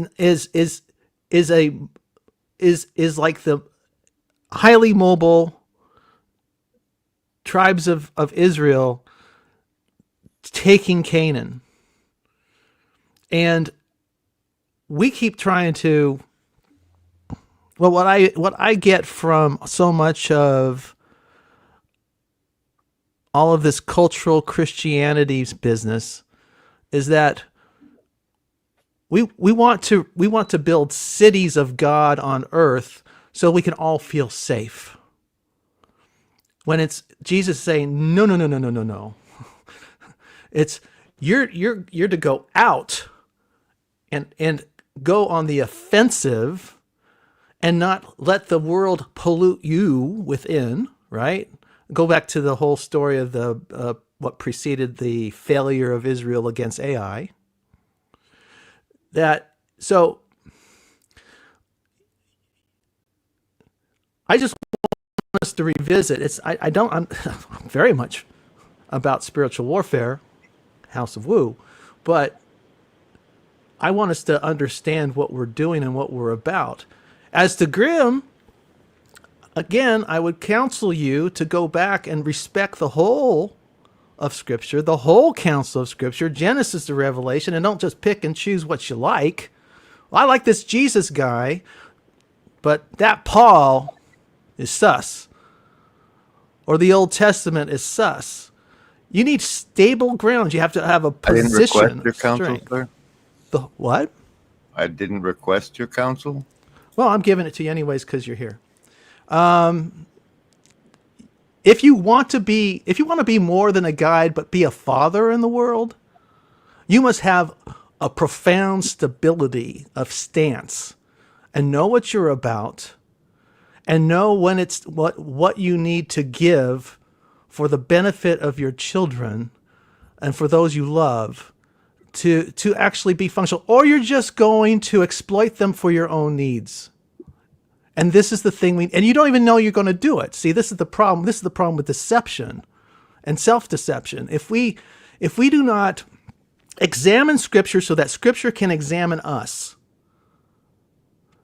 we're going to be nothing more than that guy Simon who's trying to buy a little bit of that spiritual stuff from the apostles so that he can advance his game, level up his game in the world. See, sorry, Rod, you're going to have to just plug your ears every time I get all religious because I know it's offensive. But I mean, this is what I think we've got a lot of work to do, folks. We're going to have because we're going to keep making churches with pastors who turn around and molest babies. We got to the world is not going to respect us until we fix ourselves as a church institutionally. Go ahead, Henry. You're muted. Sure, I was waiting just until the statement was finished. I was thinking about like the gates of hell not prevailing, and I was thinking of the idea of the warfare, and Mark was like, well, what does that look like? In my brain, I've always just kind of seen like the visual image. I have a point with this, I swear. Of like the gates and like the kingdom and like whatever's hitting it just kind of like, and it like, in that it's not a counteroffensive, I guess, in my mind, and that it just purveys and stands against that which comes against it. This sounds weird, but then I was thinking about Jesus, and I don't know, there's an exilic kind of drifter vibe about Jesus during his entire ministry, and I think that archetype is kind of really powerful of like traveling and being like, as Mark said, stable and grounded in a way, and then that is that which draws or attracts other people to you. And if the church is like mobile, I'm putting some sort of image in some way, I don't know, but the idea that like to be, I don't know, I'm struggling, hold on. You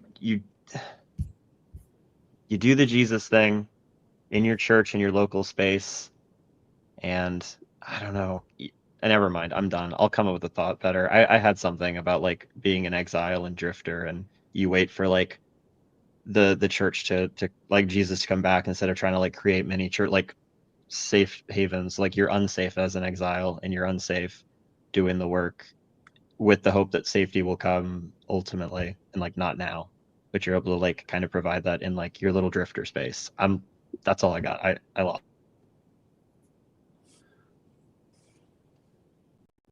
Michael Sartori, you got a thought, or you driving? Yeah, no. So like, I mean, I think the thing is, you have to look at what's going on at scale, you know, and it's like sometimes the swords are beaten into plowshares, and sometimes they go the other way. And like if you look at how is Islam growing so quickly, their mode is like it's evangelism, but then it's just tell everybody just get married and have as many babies as you can because this is a blessing to Islam. And they are actually increasing as the population of many nations. Now, like is the spiritual formation of those people that are being born in great numbers very deep or meaningful? Probably not a lot of the times, but it is effective in one sense. And like I think that the triumphalism of like Christian nationalists and things like that is very unrealistic, but sometimes that's an effective thing to get people to do those next steps of just getting married and having kids and thinking about your local community. As the children come in the car and show dad his work. And Mark raises Freerillian wants to back in the day, Mark and I we didn't. I'm not worried about Grizz. I don't think Grizz needs a lot of protection from me. I've taken my fair share of hits and clips from Grimgriz, so he can handle just a wee bit of criticism. All right, but I think there's, and this gets back into Rod's point, and this gets into the wholesomeness idea.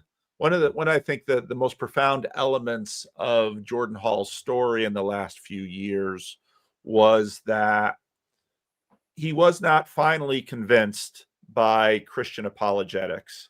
He wasn't finally convinced by arguments for the existence of God. Not that there's anything wrong with Christian apologetics or arguments for the existence of God. He had tasted of many different attempts to address the poly crisis in various communities all over the world. Now, he's got a very apocalyptic posture. But what was interesting for him was this vision of wholeness.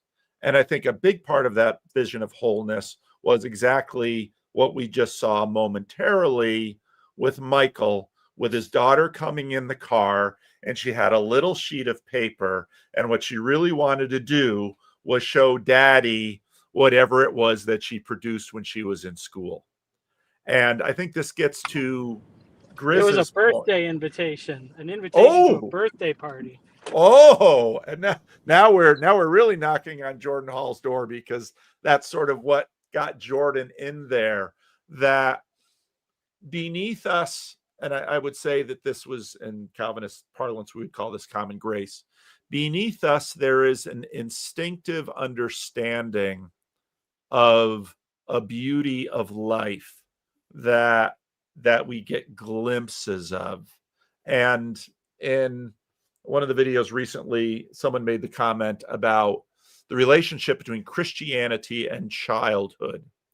One of the most important and profound things that Jesus did was let the little children come to me. Well, why was that profound? Because the disciples imagined that we need to preserve Jesus' time and space for the important thinky-talky things that have to do with, and they clearly did not fully understand what Jesus was doing at all.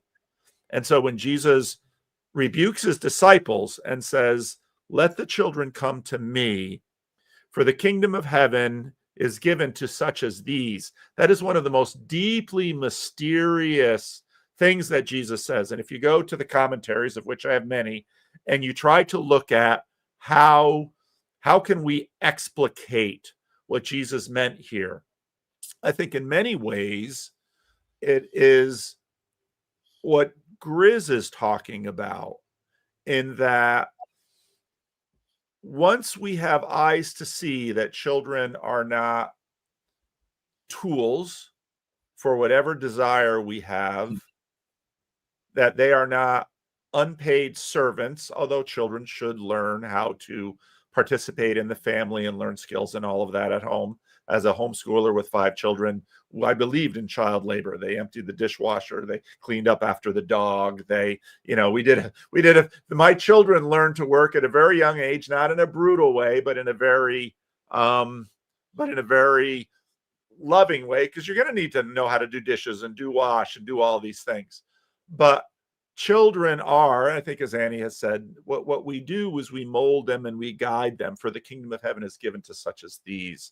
And so finally, we are going to have a compelling witness that glimmers, and often it is Jesus inviting the children into his lap and the church learning to do the same.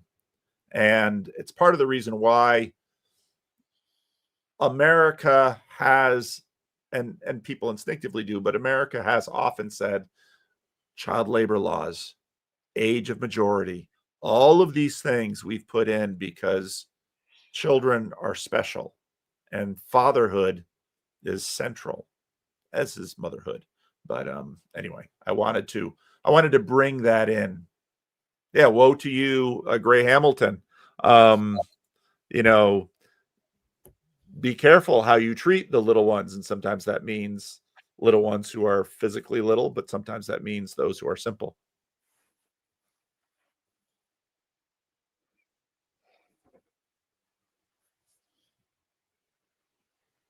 Well, maybe it's time to drop the link. Summary statements. Any order, if you have one, jump in. I've got one. Okay. I know I came on hot. Didn't mean to. Didn't know that was there. Just part of being an oracle, I guess, sometimes. And Grim, I see it and I know it. I've watched it in person. I've watched it online. Grim loves people a lot. And he loves his group, the people who regularly attend his live streams, a lot, with a lot of passion. And he has a lot of wisdom to offer. All I'm encouraging is something else, as I already expressed. So I respect and love him, but I also. Is there an apology in there? Do you feel you should apologize to him? Should I apologize to him for being too direct?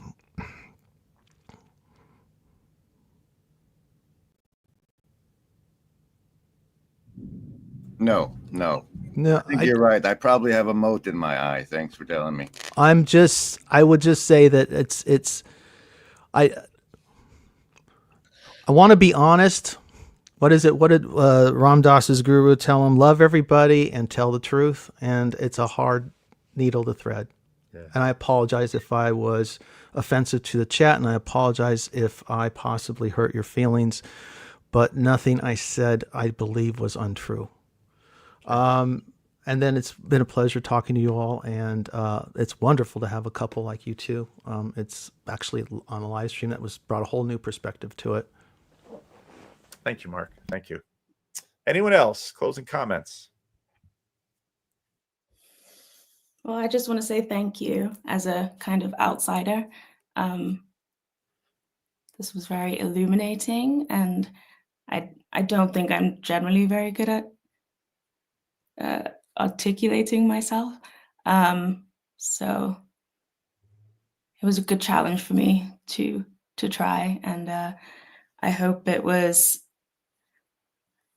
a helpful or valuable experience to have someone in here who isn't usually in here. Yeah, thank you for your patience, and thank you for listening to me and challenging my ideas. Well, thank you, Wamba. You won the vote after all, so. Yeah, that's true. And in real life experience, women win the vote more than men in my local estuary on a regular basis. So thank you for joining us. Anyone else? I feel very lost at the moment insofar as like closing thoughts. I liked being on here. I'm gonna stick around for a little bit longer, I suppose, to see if anything else comes up. But I don't know. Maybe we should do the drifter thing and just interact with the world and see what happens. That's about all I got out right now, and I'm still processing. All right. Thank you, Henry, and thank you for Neil who said, "Oh, Henry's free today." So if I had known that a little earlier, we probably would have had just the normal number. But I know you've wanted to get on for a while. And anyone else closing thoughts? Yeah, I'll go. So I think the thing kind of started off about thinking about that messaging of fear, and to address what Mark is saying, like, I absolutely do not want any future Robert Morrises. And it's interesting to me how, like, the fear, a lot of the thing that motivates fear is the loss of rights and privileges and even things like privacy. And I think one of the things that's working with this corner is the level of transparency. we get to see the conversations that are normally behind closed doors. This is how we know what Paul is doing as a pastor. And if it means giving up rights and freedoms and privacy to give people to rebuild trust, then I think Christians should be the first to adopt that. So maybe that means like becoming a pastor means you're going to have a 24-hour live stream of everything you do or something, I mean, if that's the level that is necessary to be, because as trust erodes, then, that may happen. And I think that if we don't steward the rights and privileges and things that we have, then we shouldn't be surprised if God allows them to be taken away from us involuntarily. Mm-hmm. Mm-hmm. All right. Thank you, Michael. Go ahead, Adam. Yeah. So as far as a closing statement, I'm going to make a claim, and it's hard to say this is true because I usually listen to everything at 2x speed. But this conversation was a lot more contemplative than the estuaries I usually listen to. And what I felt was happening, and I should really only speak for myself, but I felt there was a lot more sensing going on than actual sense making. And I think that's a beautiful and good thing, and that harkens back to Womboy's initial pitch. So the fact that six, you guys aren't all strangers, but we certainly are, or semi-strangers, we may have a parasocial relationship, but can enter into a space and collectively sense without rushing into the mode of, we're going to propositionally delineate the next steps, and instead try to just, I guess when we were getting at this distinction between father and guide, there's something about what to do versus who to be. And I think there's that dichotomy has some congruency to this difference between sensing and sense making. And that's just the general vibe of the takeaway for me right now. Okay. All right. Thank you, Adam. Grizz, did you give a summary? No, but I have closing thoughts. I don't know if it counts as a summary. I don't know how much longer we're going to enjoy the freedoms of free expression that we currently do in this country, particularly if the digital IDs come in. And so I'd just like to remind everyone of the seriousness of our situation and the opportunities that we do have now with regards to AI slap videos on TikTok. All right. Thank you, Grizz. All right. I'd like to thank all of the people who signed up, and what a treat again for the first timers, for Adam and Womboy. I didn't even know that you guys were married when you signed up. There's just 2 slots on 2 new names. And what time is it in Hawaii? We're actually in Nairobi right now. So what time is it in Nairobi? What time is it? It is 9:49 p.m. Oh, okay, not too bad. Not too bad. Well, it was a pleasure. I'm so glad that you guys grabbed a slot and came in. And Henry, glad that you came in as well and got a chance to talk a little bit. And if any of you have to leave, you can just drop out as you please as I open up the estuary floodgates here. And we have people waiting to come in. And all right. And guys, look at Matt T. He's, looks like a Sergeant Slaughter, for those of you who know old wrestling terms. I know G.I. Joe. So somebody's got some. Stop the echo. Stop it. Who's got an echo? Turn off the other browser. All right. Ramfy, you're first. What do you have to say? Great conversation. Geez, there's so many places to jump in. Where do I start? I want to first start with Adam. Great question. I think it was a great question you asked Henry about ontology and how to reinterpret it, how to translate, essentially, when you're out in the world. When I think of that, I think of how destabilized I feel right now in this year, given my relationship to Christianity and everything that's happened. I'm so new to this. So I'm very conscious right now, self-conscious that everything that I say is possibly wrong. So I'm scared as I speak. It's almost like I'm in the metaphor that I'm pulling back the bow right now in the arrow, and I'm pulling it back and I'm trying to calibrate my aim. And that's where the other thing I'd want to jump in is the war metaphor that we use. And I understand Mark. Hi, Mark. I don't know. I think that's appropriate at one level of analysis, but me thinking about this, another metaphor that I've been playing with is disease. And disease is appropriate at a deeper level for me because you're the one pulling back the arrow. And if you're a disease, when you let that arrow go, what target is it going to hit? You might miss the target. And I miss the target all the time, I suspect, probably missing it right now. I'm so new to Christianity. It's an ontology that I know I borrowed from. And what I feel like, especially I'm going to work back on Monday, so I have this like tremendous anxiety. I'm like, oh, so much happened this past month. I know I'm going to have these conversations. This year I've been destabilized because I go to work and I see things all the time. I can see different ontologies play out. And my question is, do I remain quiet? Do I speak up? Do I say something? Oh, I'm for abortion.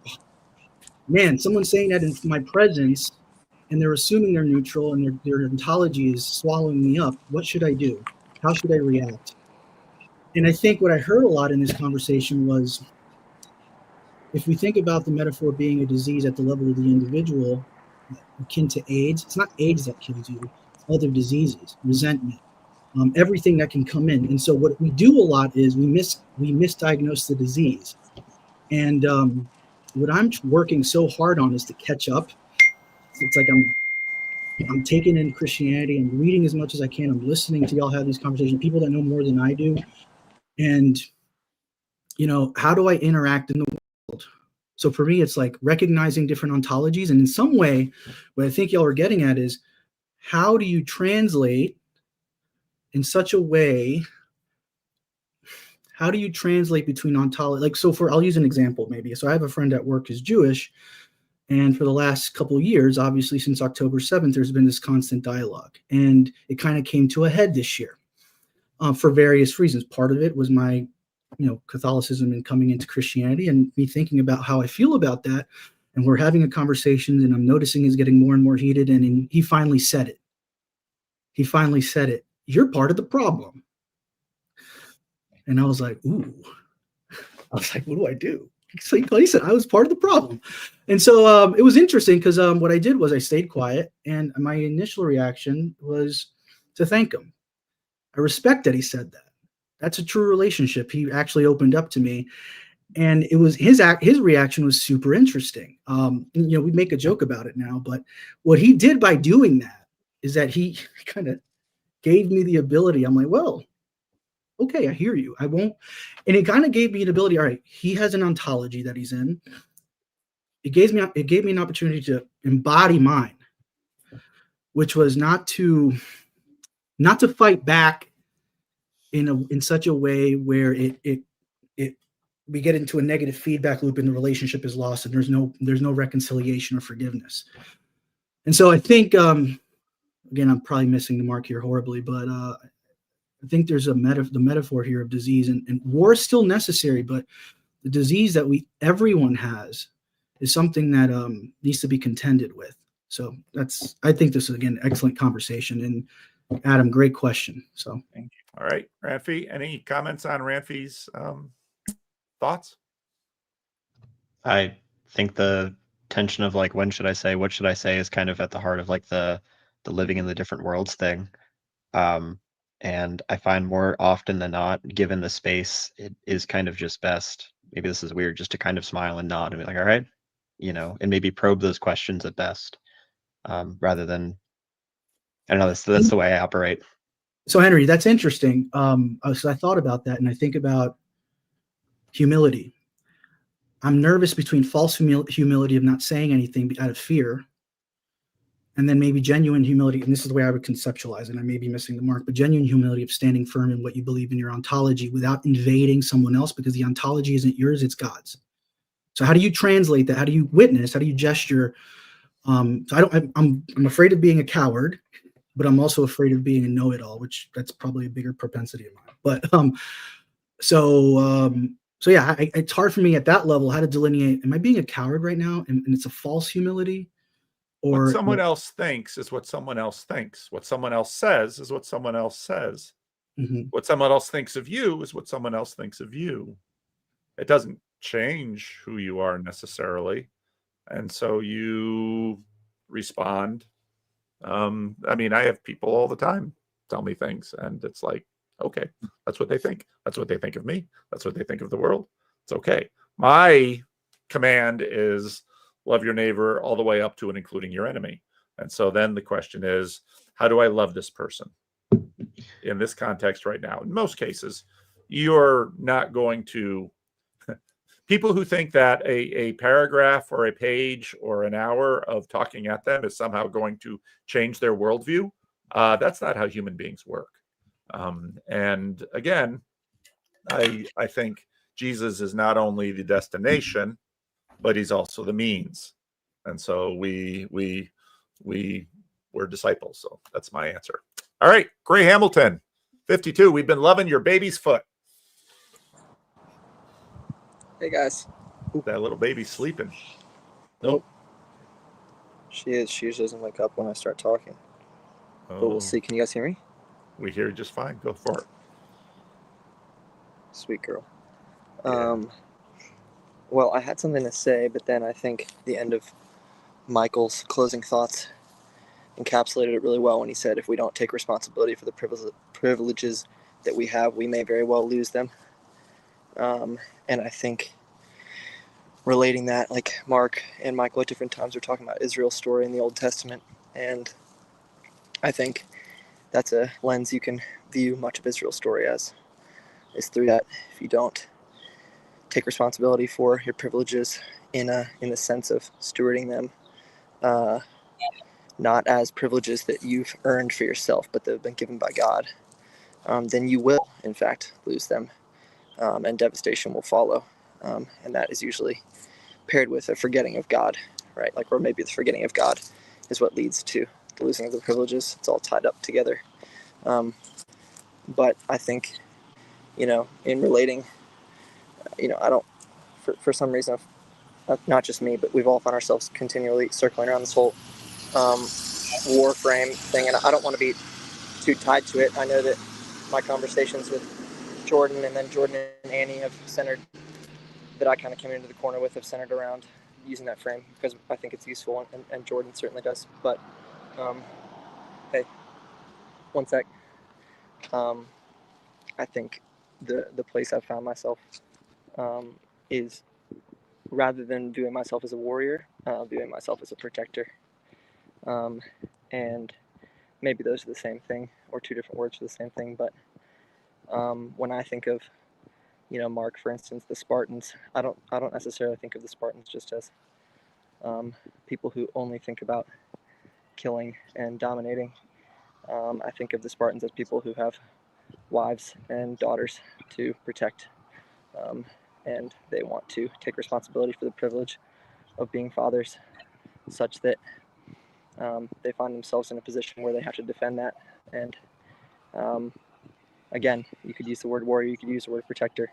I totally take Rod's point, and I don't want to start seeing people as enemies, but I think to defend sort of, Jordan, not that Jordan Hall needs any defending from someone like me, but I think it's often somehow glossed over that the enemy in the conversation is always very explicitly a spiritual enemy, and the principalities and powers and the ways that they have gotten their fingers into each of our souls, and the line between good and evil crosses through each of our souls, and each of our souls is the battleground.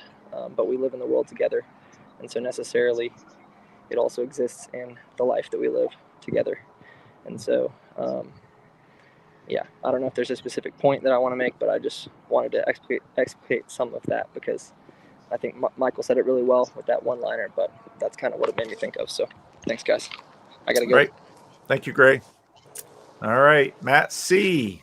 Why did you jump in here, Matt? Sergeant Slaughter. How's my audio, by the way? Sound good? Yeah. There he is. We need a dark Mark part. on I love those glasses, Mark. So Mark understands these things better than any of us. He understands that you can't be tolerant and get yourself out of this existential crisis that Western culture is in. He's here to not be tolerant, to help us put things back together. We've got a lot. I think Western Christianity, I think we've all kind of demonstrated today that Western Christianity, in a way, has a lot of offspring. It has secularism, the public sphere. It has moralistic therapeutic deism. It's got pluralistic tolerance framings. All these things are downstream of, are offspring of a Christian ethical tradition. And the kids are fighting, and maybe Mark perceives this, intuits it, I think more than most, that someone has to get the kids to pay attention to each other and get in line and to stop fussing, and someone has to step in and be daddy for a bit. And Mark believes very passionately and very validly who that daddy needs to be, and I think we respect that, and I think there's a lot of folks in his nemesis framing who agree with the principle of what he is putting down. They just disagree in how that discipline needs to be meted out, because we're not going to mommy our way out of this. So that's what I have here. All right. Any thoughts on Matt's image? Since he addressed me, can I briefly respond? Sure. So much of the kvetching about the state of the world on all sides, it seems to me that we are living in the world that the Protestant Reformation has made and failed. The churches, in Tom Holland's sense, produced the situation by not being the church in the world. So that this is back to that earlier point about that one more story about another pastor of a big church who's had a huge moral failure that wrecked human lives all around him. And we don't know on what scale, how big the destruction was and how horrible it's going to be and how many suicides are going to result, etc. And at first I come to the corner and I'm thinking, I'm here to help the corner. I'm here to support the corner. I'm here because I like what Paul's doing. I want to participate. I want to support Paul. Then I realize, actually, I'm not here for the corner. I'm here for the Christians. So I'm here for the Christian. I'm here for the Christian. Now I'm realizing more and more, no, I'm here for the pastors. Because the pastors, present company excluded, because Paul is an exceptional example of what a pastor should be, but there just aren't enough of you, and your example is not getting to the top. This guy, this clown who just pleaded out to child sex abuse, Max Lucado is taking over his teaching position for a while,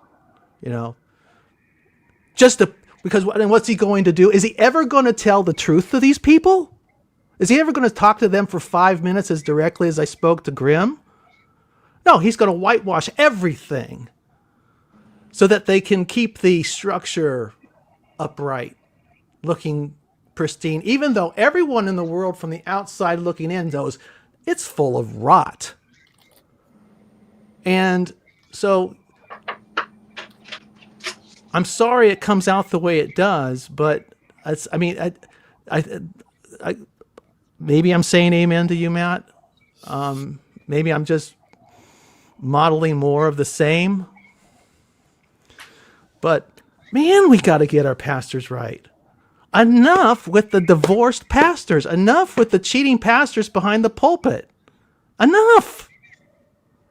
I'm sorry if we have to leave the pulpit empty and put up 20-year-old kids who just, because they've not lived long enough to have impure lives, they can read the Bible to us from their pulpits. But we got to clean up if we're going to be a church. Now, this doesn't count to, the corner is going to be the corner, and everybody needs to do what they need to do. But if the church is going to be the church, man, we can't do this anymore. And it's just going to be more of the same. All right. Thank you, Mark. Eddie, what's on your mind? This was a particularly great stream, and I have a lot of things that a lot of ideas I could say. I want to ask, is it not the case that war is very much a deep part of the Christian ontology? I've been going through the rest of history's back catalog on Ireland, partly because of Paul King's Northern Ireland, partly because of my interest when I went there. And they have a lot of videos on what led to the nation of Ireland versus Northern Ireland. And that has been, that sort of rose to the top not too long ago with the Troubles. One of the really interesting things about Ireland is both its War of Independence and its Civil War didn't look anything like the American War of Independence or the American Civil War. It's really interesting because, and now I'm getting a better understanding of when people keep talking about Civil War or war, and, we've talked about fifth generational warfare. That word for me is less tied to images of, let's say, probably the one that it was tied to growing up, which was the Second World War. And then, of course, there was the Forgotten War, which is Korea, and then the Vietnam War. So I don't know. I don't know that. And of course, the images of war from the Bible, if you sort of look at them in context too, it's kind of hard to think about conflict that's sort of in all of its dimensionality. So, and you get this sort of with the sense of jihad in Islam, because there's an internal jihad where, they're supposed to war. In Christianity, we call that mortification. And then, when buildings blow up, they call that jihad. And then when Iran and Iraq fight each other, they call that. So we're trying to get a handle on words here. And I think part of what makes it was so interesting, because Mark, I banished a person from your chat because she just kept coming through, and I keep trying to swat how she's come through. And I don't want to ban her, but she just uses the thing to promote, she just does what she does. Sorry, I haven't even been paying attention. No. So I just muted her for 24 hours. You can talk to her later if you want. Thank you. But she was the only one commenting at your stream except for Yon God. Sorry, Yon God, he wanted to engage her. But we're trying to get this question of, Mark obviously today feels very passionate about the protection of children in church and the witness of church. And Grizz feels very passionate about the protection of the womb. And so we have all of these images about what is stopping. And behind all this is all these interesting corner conversations about universalism. And so part of what we're wrestling with is, okay, what do we do with evil? And can we kill it? And I think one of my pet images of the Noah's flood is that if God picks the best man in the world and saves him and his family, and in one generation, the world starts heading towards where it was, that really gives credence to Paul's observations and to the Ephesians that we battle not against flesh and blood. And so we want to figure out, and Solzhenitsyn's, it's in all of us. And so then we want to figure out, Paul says, I war in myself, good and evil. The good I would do, I don't do. The evil I don't want to do, I do.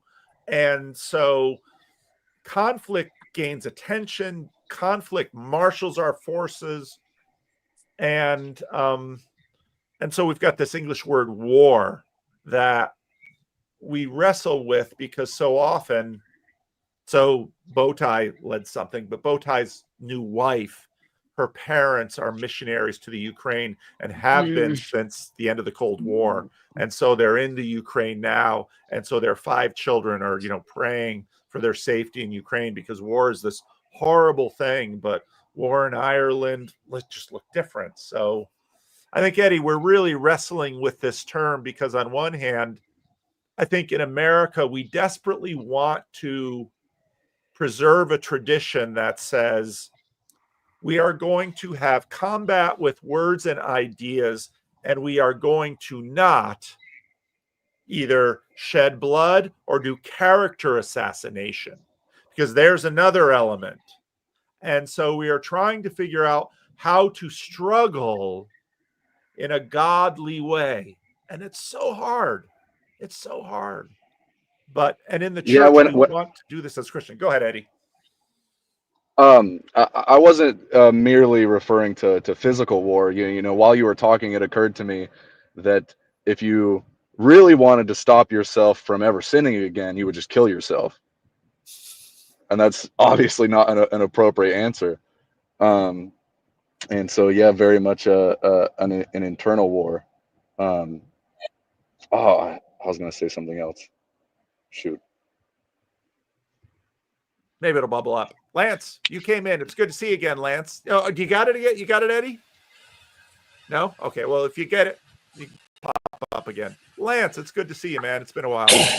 Yeah, I'm crawling out from my hole. A couple of times I've been on, God did tell me to quit arguing, along with some other things, which kind of needed to get me out of the TLC a little bit. Because what he's really doing is like, the whole Orthodox versus that, like some of those things that come on, I'm like, don't have any interest in that. But one of the things was I was listening today, Sam's 2 videos were just running under the background on the moral therapeutic deism. It was just running on the background. And so, I'm trying to struggle with, because for me as an individual, Jesus puts us in attention. Like, yes, we're supposed to love our enemies and pray for those who persecute us. All that stuff is also true. But we're also not doormats, right? Like the turning the other cheek was basically turning the other cheek to the person who had a societal right to slap you, and it was to shame them, to even think about what Martin Luther King did in the civil rights. It was this aggressive nonviolence, but it's like, oh, we know we're going to go out there and you're going to sick the dogs on us, but we're not backing down.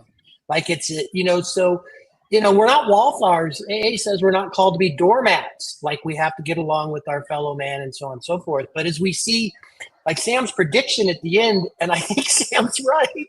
He goes, I expect more polarization because what we're having is you're seeing the split. We've all seen the split that has kind of happened. And, so how do we find our way through that? And, individually, as a man, so I realized I'm on this tension of, I was very angry about the Charlie Kirk assassination immediately. Then I took it to prayer, and I have some resolve, but also knew that I needed to bring myself back into a centering place. Like, okay, how am I do something positive with this and all of these other things? And so I just think that I'd love to see, and it's probably going to happen, really. We've talked about the moral therapeutic deism a lot, but I think one of the things I don't think Sam realized, he gave us a wink. Like he's like, hey guys, the Harvard elites and Unitarians, they're the ones that did this programming behind the scenes and you didn't even know about it. Like their shining star, like basically brought this out in the light. It was really interesting. And the thing is, he gave the fishbowl example. Well, let's just say for us in the United States, we're in the fishbowl. We can't get out of the fishbowl. Now, some of us have told us you can't live in the fishbowl anymore. And it's like, well, how are we going to do that? Like we're stuck in the fishbowl together, right? and trying to find our way through this. So, and I'll just say, Protestants, like how you go is how the USA is going to go, because it's a product. Like literally, that's really going to be where things, how that's going to be figured out. But it's very difficult because we're all living in our personal lives. I watched that video with the identical twins, right? And they're staying in relationship because they're identical twins. But as this polarization is happening, you know, these are going to be the flotillas and the places to where we try and figure out to, you know, have some sort of conversations. But I really appreciated it, and Adam, and I appreciate you guys joining, and you guys are amazing. Keep coming back. And how do I pronounce your name? Is it One boy? One boy? Keep going. Like, come on, jump on these live streams. Get in here. You're amazing. We want to keep hearing you. Love to see new faces, and so I'm appreciative of this. And I'm going to be listening because I've already found some things that I'm going to do in my personal life that are active. I downloaded the TPA Action app, and I'm going to go knock doors and do things. I'm going to do. There are things you can do right in your own little corner that you want to potentially do. But I think the best place to try and hash this out is going to happen in this little corner. All right. Thank you, Lance. Eddie, did it float up? Yeah. He mentioned Jesus, and then it was there. When he comes, you know, the sword is coming out of his mouth, and I think that's a very important thing to contemplate in regards to war and this whole conversation, really. And then there's a couple more things I wanted to bring up. The first one, just two. The first one being that I think the kind of, and I say this tentatively because I'm still struggling with the church mightily, because I love being a wanderer so much. But the kind of Christian future that I suspect many other people in this group envision the same way I do, will be very, very uncomfortable for a lot of Christians. Because I have friends who are more confident in their belief that Christ is God than I do. Way more confidence than I do. And yet they have 6 girlfriends. They are streaming themselves playing video games every night. And I don't think, you know, these types of things are not things that many of us want to be taken over the river. And this connects to what Mark D. Parker was talking about, I imagine anyway, in regards to you know, mega churches and that sort of thing. And I'll say two more things, much shorter. The first one being, correct me if I'm wrong, but I feel like I remember when the Israelites are trying to figure out how to farm, God tells them to leave a portion of the field open to the stranger. Yep. And we immediately understand that in today's world, but I think something to meditate on is that it's a small portion. It's not half, it's a small portion. Yep. The last thing I want to say, and I'll stop yapping, is has anybody seen the movie Silence by Martin Scorsese? I read the book. If anybody wants like a short plot overview, I can do that. But I was thinking about that film a lot when y'all were talking about the relationship between Christianity and the culture. So, all right. Thank you, Eddie. Alan, I like that trimmed beard. You've got some. Who was the first officer on the Next Generation? Riker? Yeah, he's got some Riker energy going there. Who is your Troy? Now we got to know who is your Troy. You know, He's got It'll be one. revealed at the right time, you know. My I can't let you guys know my power level quite yet, but this is a great stream. Enjoyed it. Hey everybody. Um, the only thing I wanted to add to this conversation is like I think it's a real gift to really embrace being a beginner and not knowing where you're standing and not having the answers. Because there's a false confidence that comes from like, well, of course it's obvious how I'm going to do this, and it's obvious that I should do that, and that's something that to begin with, I think the enemy uses all the time to be like, oh, well, if you know, the most obvious, like, if you were a real Christian, you'd be on the front lines of this civil war, and you would be doing that, and it's like, what, like, oh, if you were actually, you know, if you actually enjoyed running, you'd be running a marathon every day. It's just like, well, I'm not ready to do that.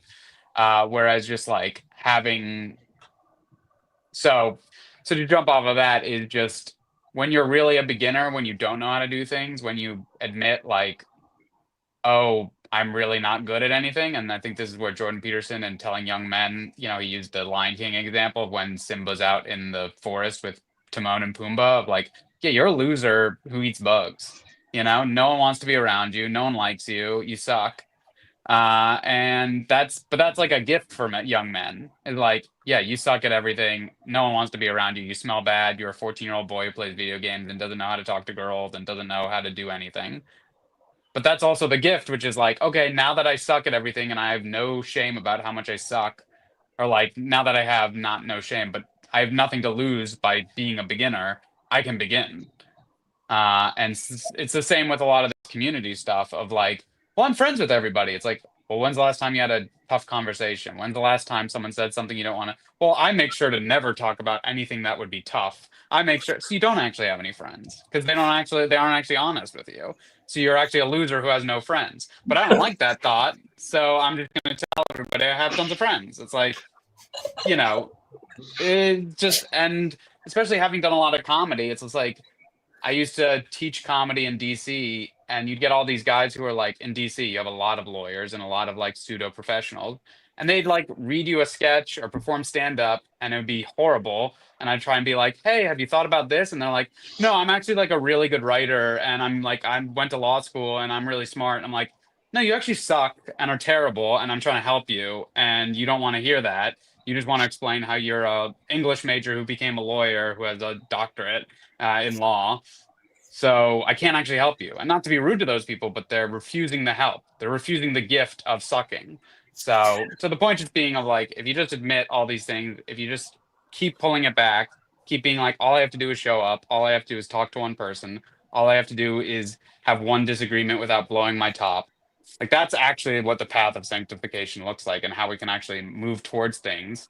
But it really is like pulling back and not lying to ourselves about like, my life is great, but this one thing, it's like, no, you're probably not a great person, especially if you're looking through the lens of Christ. But that's all I wanted to add.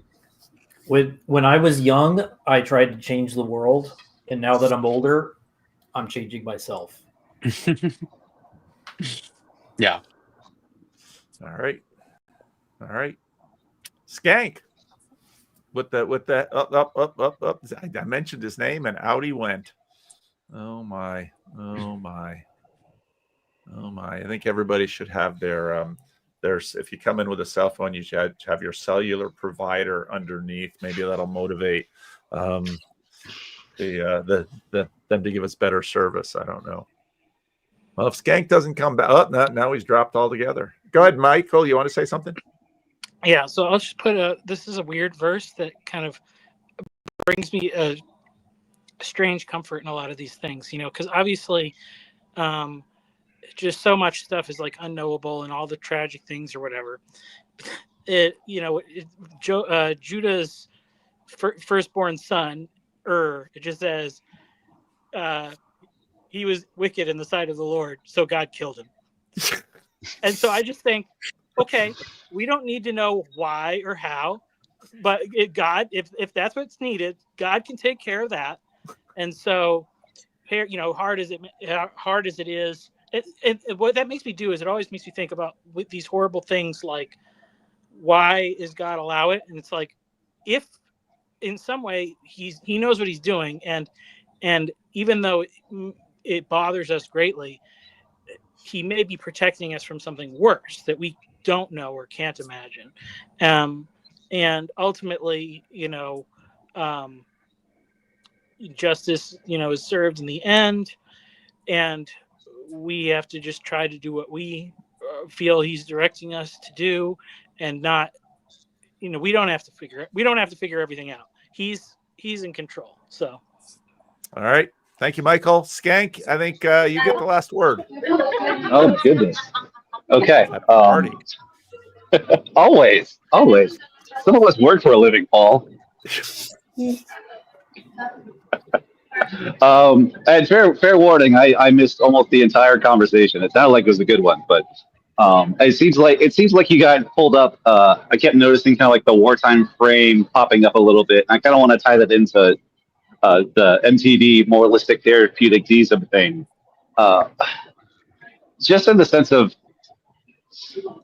it seems like a lot of folks in the corner get really kind of upset about using that wartime frame, because it's pretty hyperbolic rhetoric that escalates the stakes of whatever potential conflict.